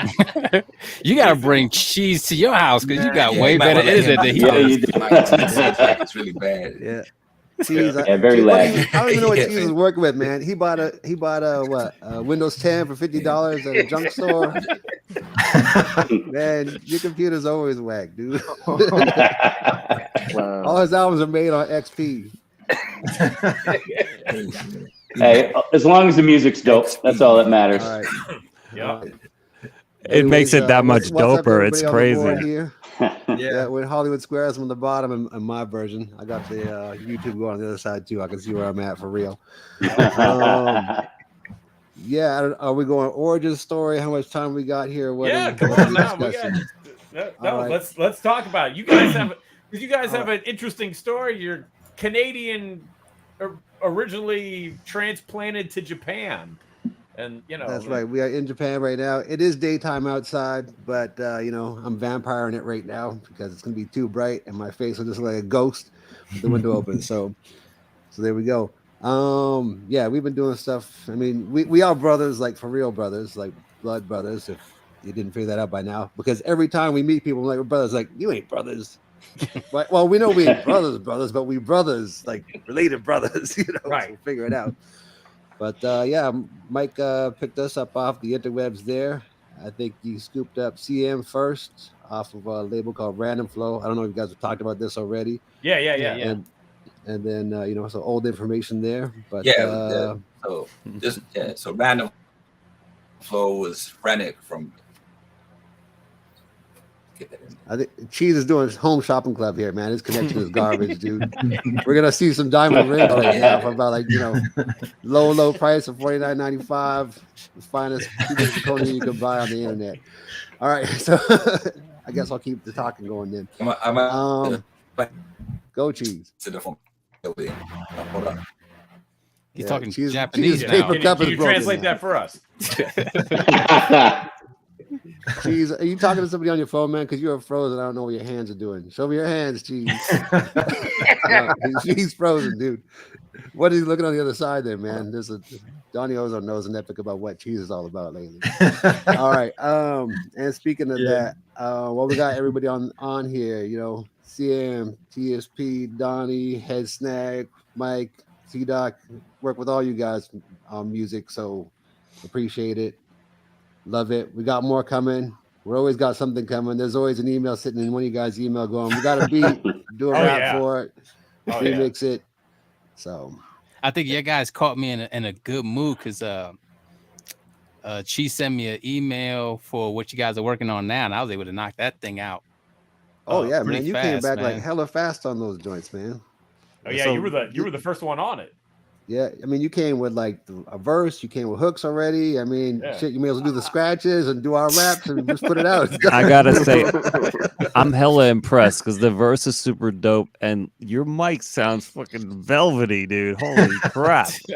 C-Dog, you all gotta get with CM. Everybody's breaking up on me. I don't know if it's just me. I think. Should I bounce out and jump back in? Yeah, you could try that. All right. Yeah, look at this discography featured on. Yeah. This is like your grandmother's quilt from the hip hop future. Yeah. Hey, Chucktify sent me some pizza. I knew he was gonna do a pizza run. All right. And this is for Head Snack, because Head Snack, he came on one of our video comments on YouTube. He's like, I'm doing like the cheese and pati bingo. So we got the mics, we got the raps. There's got to be a beer in there, so there's the beer. Yes. There you go. But it's a non-alcohol beer today because I do have to actually drive and work because it is 12:30 in the afternoon. I got some Tiger Bone for you if you need it. The new drink in the house of blocSonic. For that. Yeah, I'm just here. I mean, if y'all can hear me, you can hear me. I can't hear y'all. Yeah, Cheese is back on his phone. I guess looking good. You look better now. So yeah, I'll just watch. We can hear you, Cheese. You can't hear us. Cheese doesn't know that we can hear him perfectly. We can hear you perfectly, Cheese. Yes. Yeah. Thumbs up, dude. I can hear you. Yeah, we can hear you. That means anything? He just can't hear us. He can't hear us. Oh. Yeah, I'm gonna put that message in. So talk all the shit you want. I just want to know, like, Pot, like, are you guys like consciously this prolific? Are you like so zen that you don't judge your own art to revisit? I'm so impressed by the stream of productivity. But man, actually, with when we started, it was even crazier than this. Like, I used to work at a record store chain store called Sam the Record Man, and the job I was doing there is kind of like what Mike does, doing like graphic design, but not like CD covers, but doing advertising. And so we had a crew there, and because they had an independent program where you could just sell your own tapes at the store, we're like, shit, we're gonna make a tape every week and put it in the store. Wow. And so you're used to like pretty much 95, 96, there was like almost every week we had something. Either it was like a solo thing, it was a new grouping, it was like the band we put together, whatever it was, and just tape constantly. I'd be at like the mini mart doing the color photocopies of the tape covers, midnight the day before going to work on the Monday, and then bringing a bunch of tapes in. Yes. And we sold them for $1.99, and we left the tabs in, because if you didn't like the album, at least you bought yourself a blank tape. that was the money back guarantee. Yeah, I just gotta say, as the engineer, Cheese, I think your mic is like super hot. I think Cheese is sitting in a room with a hot mic. Oh, it could be. Say Move something, your camera over, Cheese. man. Let's see that hot mic. He can't hear us? No. I don't think he can hear us. I think he just has his All right. sound out, but his mic is hot as. Yeah, what up? Okay, hold on. You look good I'll now, just have to call and him. we can hear you. Yeah, we can hear you, bro. So. Oh, snap. All right. Oh. I'm gonna dial him in, and we'll see what happens. Okay. Here we go. Again, he won't be able to hear us because I've got headphones on. Oh yeah, that's right. Yeah. But that will, yeah, you can tell him that he can if he wants to try again. Okay, we could hear you, dude. So you want to get back in? You can't hear anything?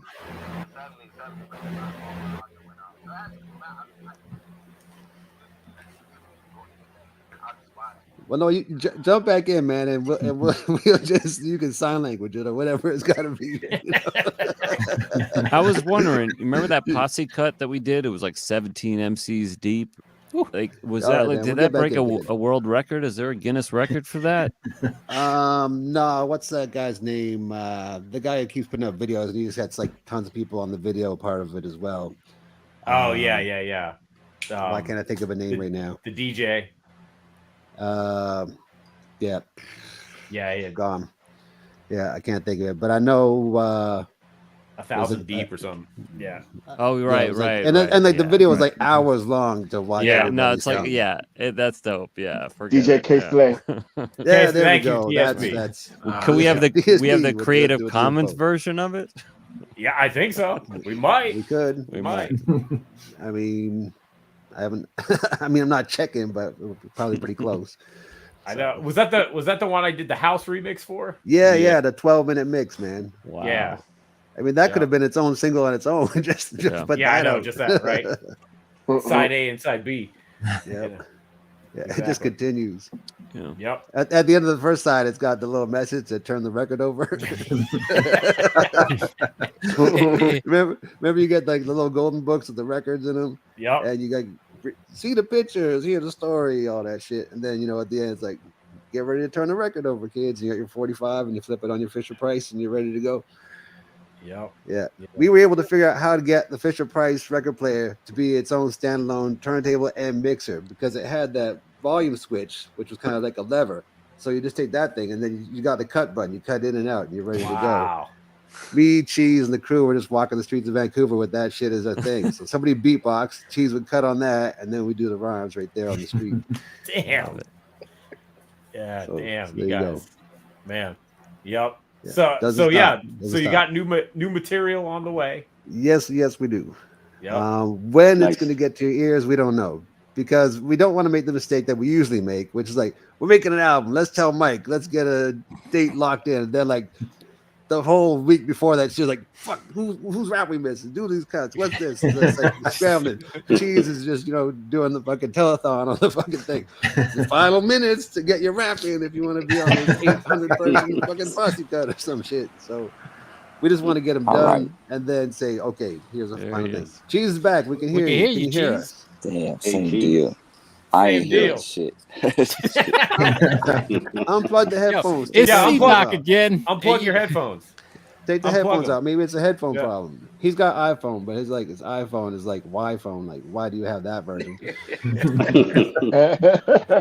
I don't know if he can see the thing, but I just feel like that guy deserves the most props because he's the one guy that unites us all because he blesses all of our tracks with the sickest cuts. It's like he's like DJ Premier like student, like it's sick. Like he's his own artist. I don't mean to like take away from him by saying, but obviously Premier's dope too. I'm just saying. Cheese does it all too. He does the graffiti.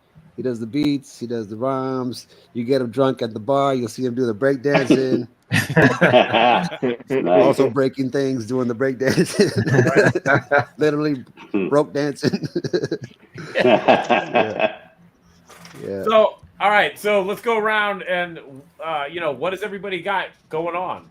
CM, start with you. What do you got? Anything coming up? Well, I know you do, but I got I've been working on some stuff for a while. I think we're pretty much done. Me and Mr. Line are trying to finalize our album together, titled Mischief State. We still haven't named the album, but me and him are putting the final touches on our stuff. And I still got the Old Man Lugo. Me and TSP gonna put out the Old Man Lugo EP, part 2. So we pretty much got that on lock. So and I'm still trying to put a LP of the Old Man Lugo, but I mean I got tracks, but I think I want to start from scratch at this point. Okay. Yeah, yeah. Older man Lugo. Yeah, older man. You see it, man. It's spreading like wildfire right now. Yeah, man. I got it, bro. I feel you. Same. I'm all here. Yes. I think on this cap, you guys will be blinded. I'm saying. Head Snack, you got the new album on the way? I do have a new album on the way, tentatively titled Too Small to Cancel.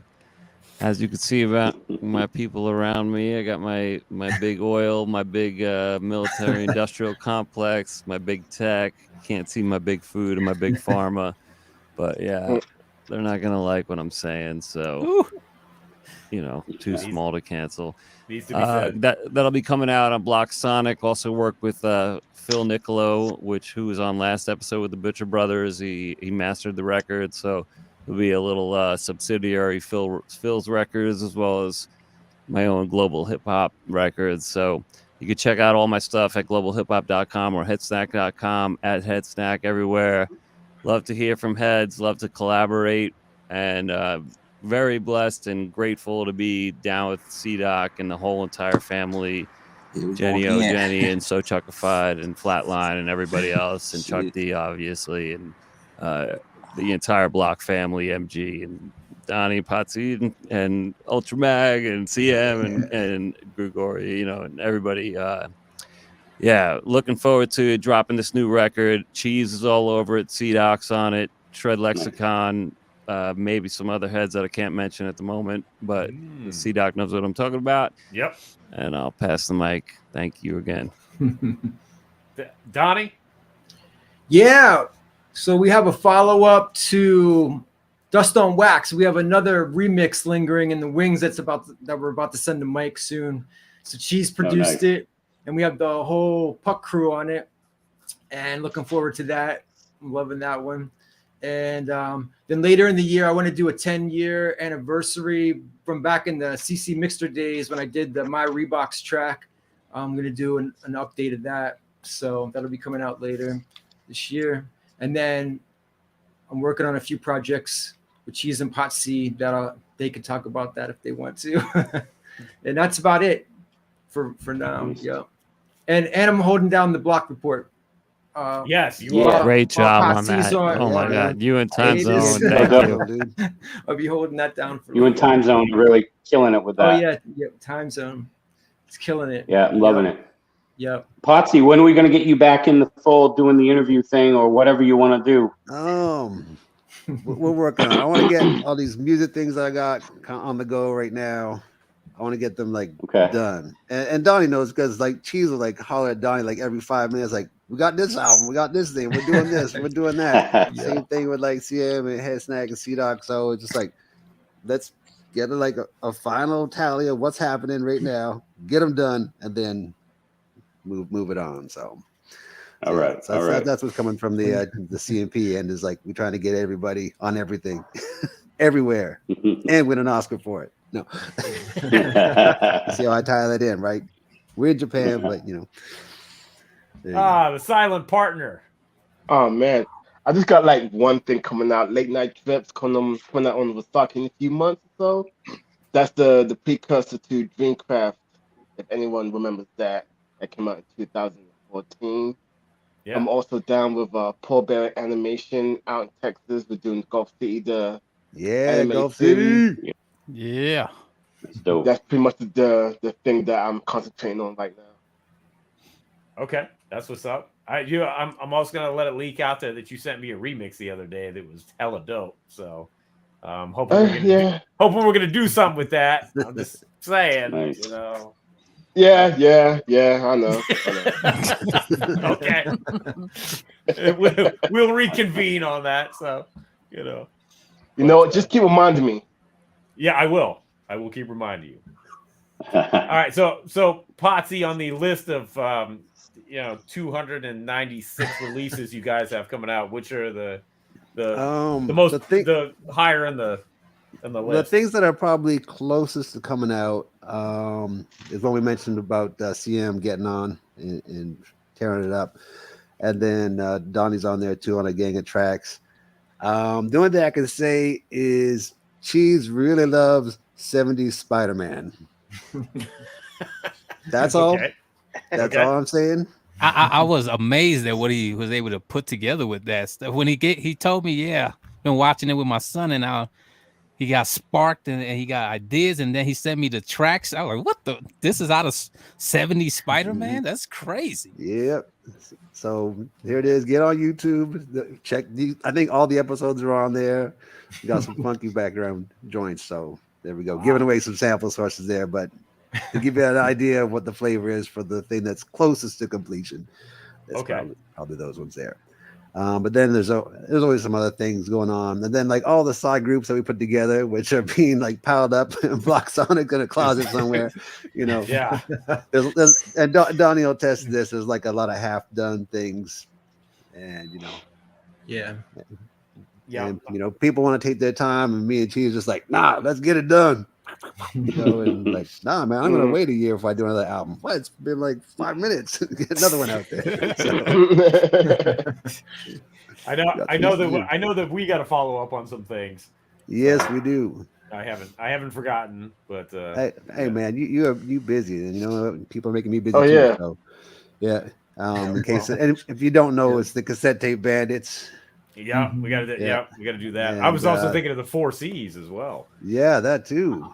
Yeah, I need all those tracks again because I know that Cheese sent me the initials, and then I don't know what I did with them, but then I got one that I only got to write like 2-4 bars for it. I don't know what's taking me forever to do that, but okay. Yeah, but they're gonna be golden bars, man. Yep. Cream of the crop. So yeah, well, I'll have to dig back into that folder too. And yeah. Like when did I do those? That was like over a year ago. We did that. It might have been longer. I'm not sure. There's a lot of things that is floating around out there that I even forget about them. Like, oh yeah, the 4 C's thing. Yeah, There we yeah, go. man. Yeah, a lot of stuff. So Cheese is can back. you hear us, Cheese? No response. you're gonna have to teach Cheese how to do this, man. Well, if it was a weekend, we could at least be at the same place at the same time. But it's like a weekday, and like this show is on like the only one of 2 mornings a week that I actually work in the morning. Oh, of course. It's, like, it's perfectly timed for me to be like rushing around, like in traffic, and it's ridiculous because I have to pass all the fast food stops to get from the place I was teaching at this morning to my house. So I'm waiting in line. People are going to Kentucky Fried Chicken. People are going to the McDonald's. People are going to the Moss Burger. All this crap, and it's like go. Yep, sounds about right. If I had to like phone it in, man, you'd be hearing some language going on. if I were driving, it'd be a dangerous episode. It would never get released by anybody. All right. So Mike, anything? Yeah. But what about blocSonic and Block Global, and if you want to tell people about what's going on? Let's see. blocSonic. Let's see. Yuck MC's got something new dropping in March. His new album. Head Snack, April. We got a new podcast dropping. They're not going to say too much beyond that, but it's going to be like a sibling podcast to the Block Report. Yuck MC is helming that. It'll be a quarterly thing. I'm not really sure what he's doing with it, but he's got some ideas, and so I'm curious to see what we're going to do with that. And then Block Global. Sean and I are trying to figure out what the next either record store day release will be, or I might fund a cassette release, probably kickstarting that cassette idea with a TSP kind of collection of some sort. We talked about this a while ago, but we haven't made it happen yet. TSP it's been a while. So I know he did. He's like, I forgot about that shit. Yeah, I did. Yeah, I want an 8-track, man. You put it on my 8 tracks. Come on. 8 tracks. Oh boy, I don't think those will ever come back. As well. I'm gonna petition Sony to make an 8-track Walkman. You know what I'm saying? Yo, man. Strangely enough, She's got it. Yeah, she's got 8-track right there. Perfect. Nice boombox. No. I was gonna pull it up. Wait, there it is. Oh, you put it down. All right. Anyway, no, the most recent St. Vincent album, they did an 8-track release. Really? No shit. Yeah. Wow. See? Yep. That's hilarious. We're a step behind already. I know. The only format in the world that split tracks in half. Yep. Exactly. Yeah. Crazy. They forgot to put that turn the page, and turn flip the record over thing at the end of the song. Excellent. Yeah. So, but yeah, Mike, I wanted to personally thank you for all your hard work at blocSonic. Like I said earlier, at Spit Slam, I rip you off all the time. You guys, you set the template, man. And but not only that is when you approached me to do remixes way back when, which I went back and listened to some of it because I hadn't heard it in over 10 years. I'm like, oh shit, I forgot about all this stuff. Been that long? Wow. Yeah, since I've heard it, yeah. I mean, it's been longer, since I actually did them.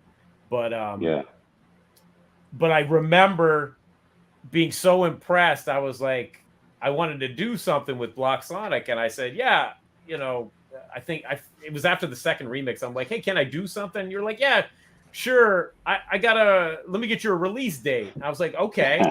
and release date. Yeah. So this was like October-ish 2011, right? When I asked you, and you're like, yeah, can you get me something for October 2012? And I was like, that's the soonest you have as a release date? And you're like, yeah, it is. I'm like, yeah, okay. And then I completely forgot about it. And until like a month before, it was like September 2012 when you hit me up and you're like, yeah, Doc, so you got that album for me? And I'm like, huh? What? And I literally threw together an album in like 3 weeks. But it was great because the other thing I got to thank you is that coming out of the Slam Jam situation where I was doing music for Chuck to release, and he was putting money into it to make these projects happen. And then we were just, I was watching them go out to stores and then get shipped back to the warehouse. And they were just taking up space and costing money. I was like kind of disillusioned by the whole thing. And blocSonic got me back into really wanting to make music again. And you brought the Impossibles back because we did the Impossibles through you guys. And it was our first new album of music in like 10 years, I think. It was like a 10-year gap between the second and third records. Yeah, so I really appreciate it, man. Well, thank you, man. It was really great to be able to have you on board and bring on, everybody you brought on along with you. It felt like a little bit of that Slam Jams family again, a little bit, kind of bridging those two things together. And it's just adds so much to everything we've done, Yeah. Thank you. Nah, yeah, man. Thank you. And I just want, the whole point of the show tonight was to let people know, if you guys aren't hip to blocSonic, just go check it out. All it's going to cost you is your time. It's all free. You can share it. You download it. Check it out. There's tons and tons of music. I mean, we're talking how many years of music here, and a lot of quality stuff. There's some really fantastic releases.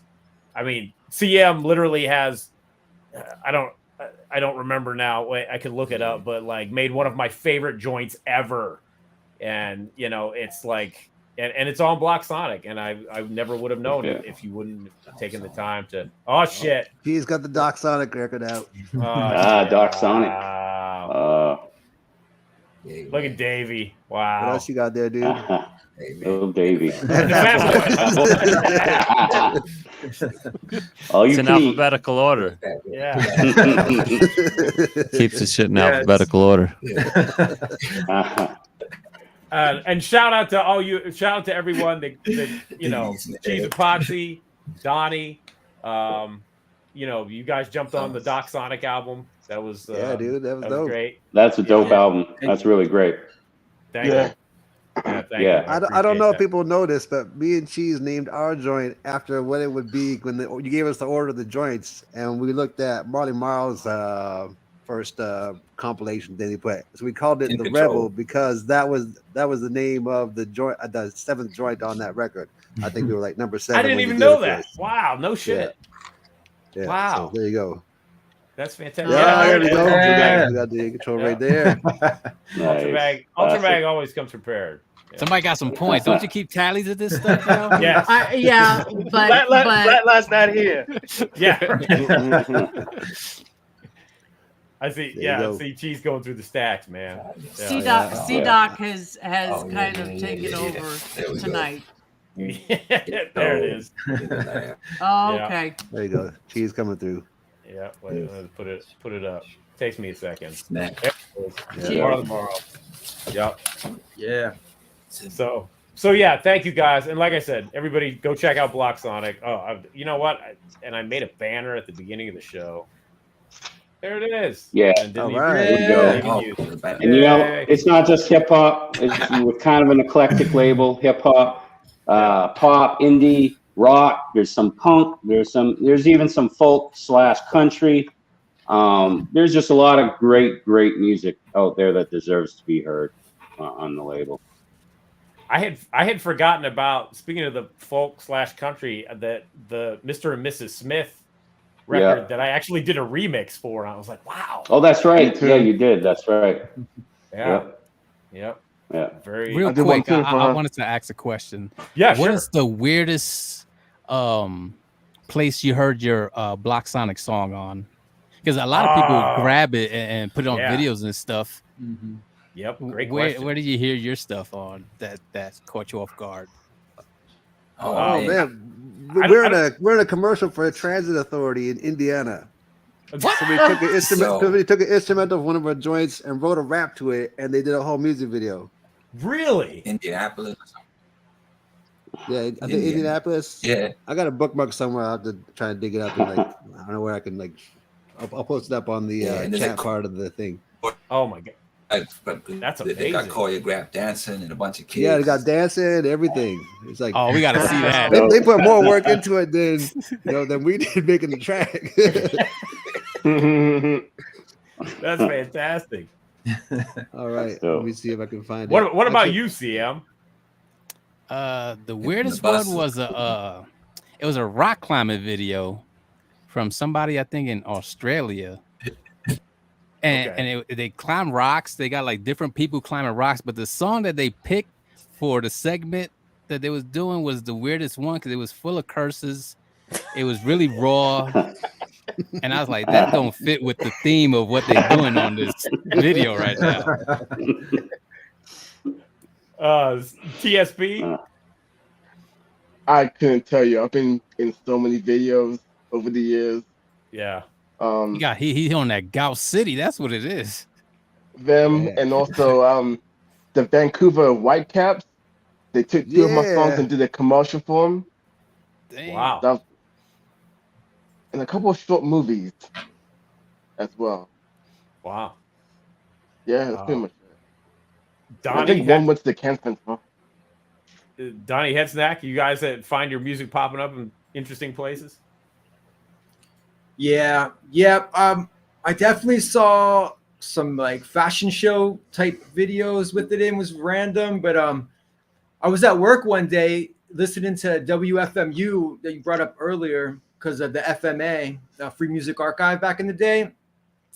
And they played a Cheese and Potsy track that caught me by surprise. And then they went for a triple shot and they played Impossibles after that. And then they dropped my Cookies track after that. And I was sitting at work and it was so surrealistic because, everyone's around me, then they don't really know I do music, but my song's playing over the radio while I'm sitting there bugging out. Like, it's crazy, That's man. dope. So All right, so that great. link's in the chat part on the side of the screen for the show, so it's in there. You guys can check it out. nice. Yeah. Okay, word.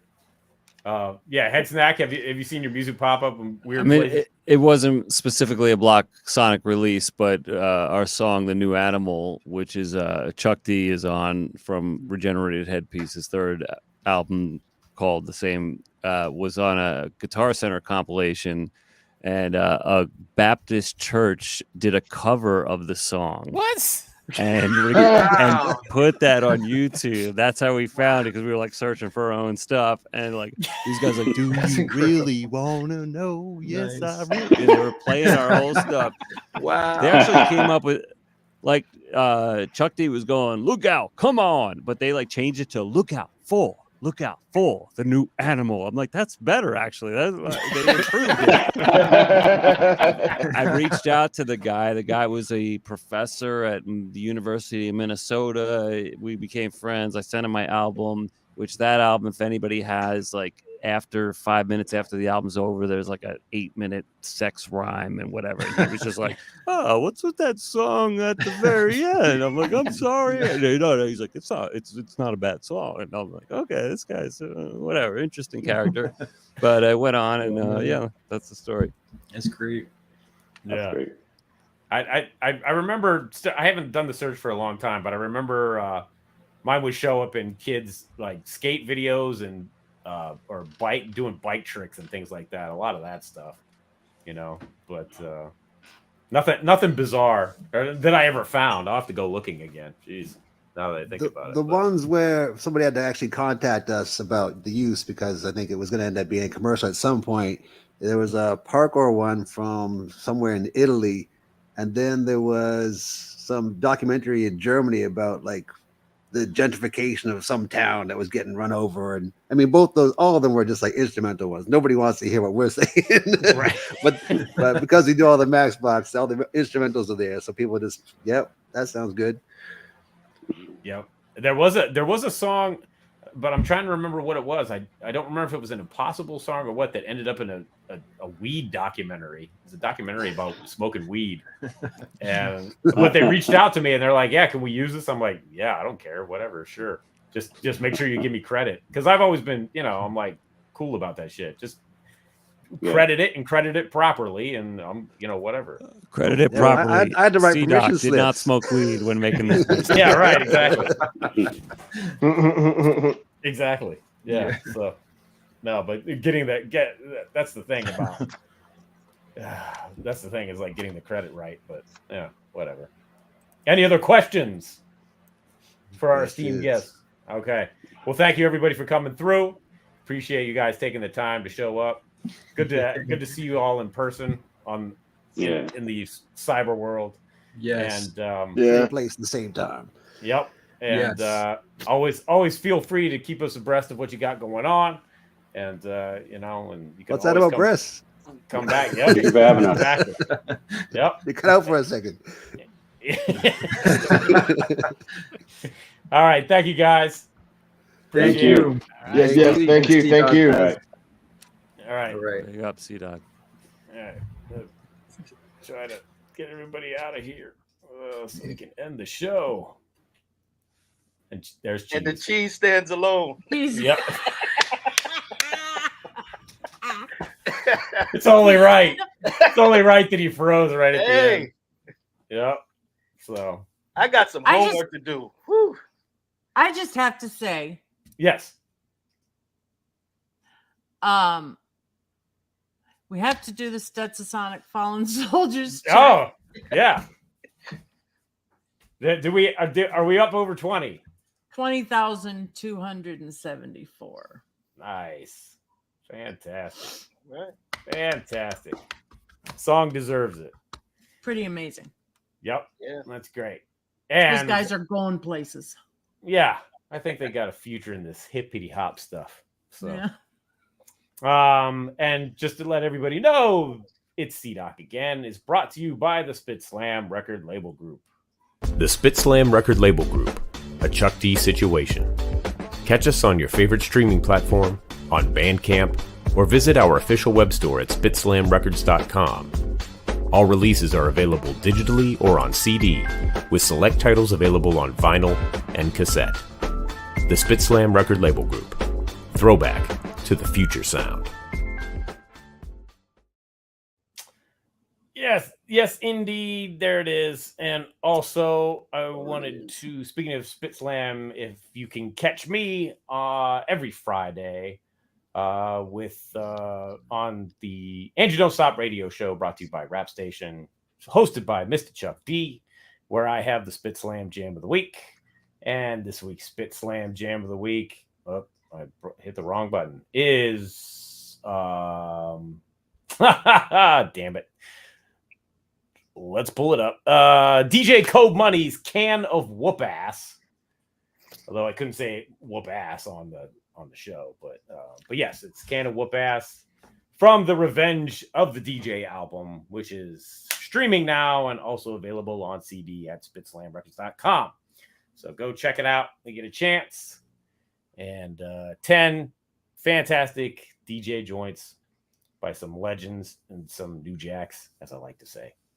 But yeah, dope record. We're very proud of. And Ultra Mag, I can catch you tomorrow night on Yes, Memphis Jelks podcast. Yes, tomorrow night it will be on the Memphis Jelks podcast, so you can catch me there. Oh. Yep, he shouted out in the comments earlier, so somewhere I'd put it up if I could find it. He did. Yep, and Ultra Mag, People's Distinctive Travels podcast. You guys have once you have the episode with Jennifer out now. Is there another one on the way? Yes. So we're finishing up the episode with the King of Chill. Nice.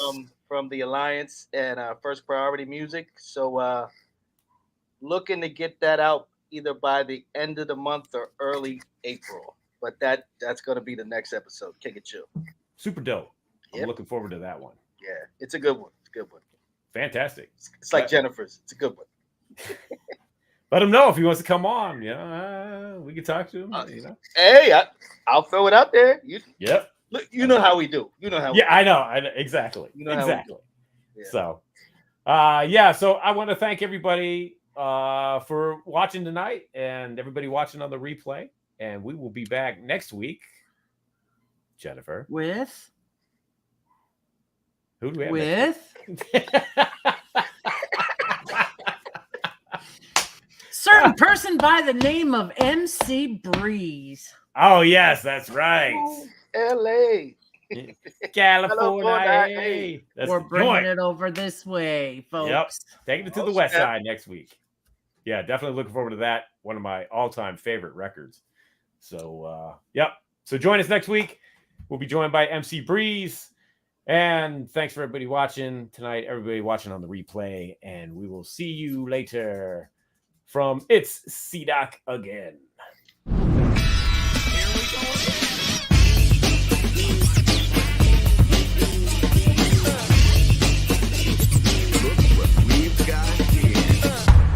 It's C-Doc again.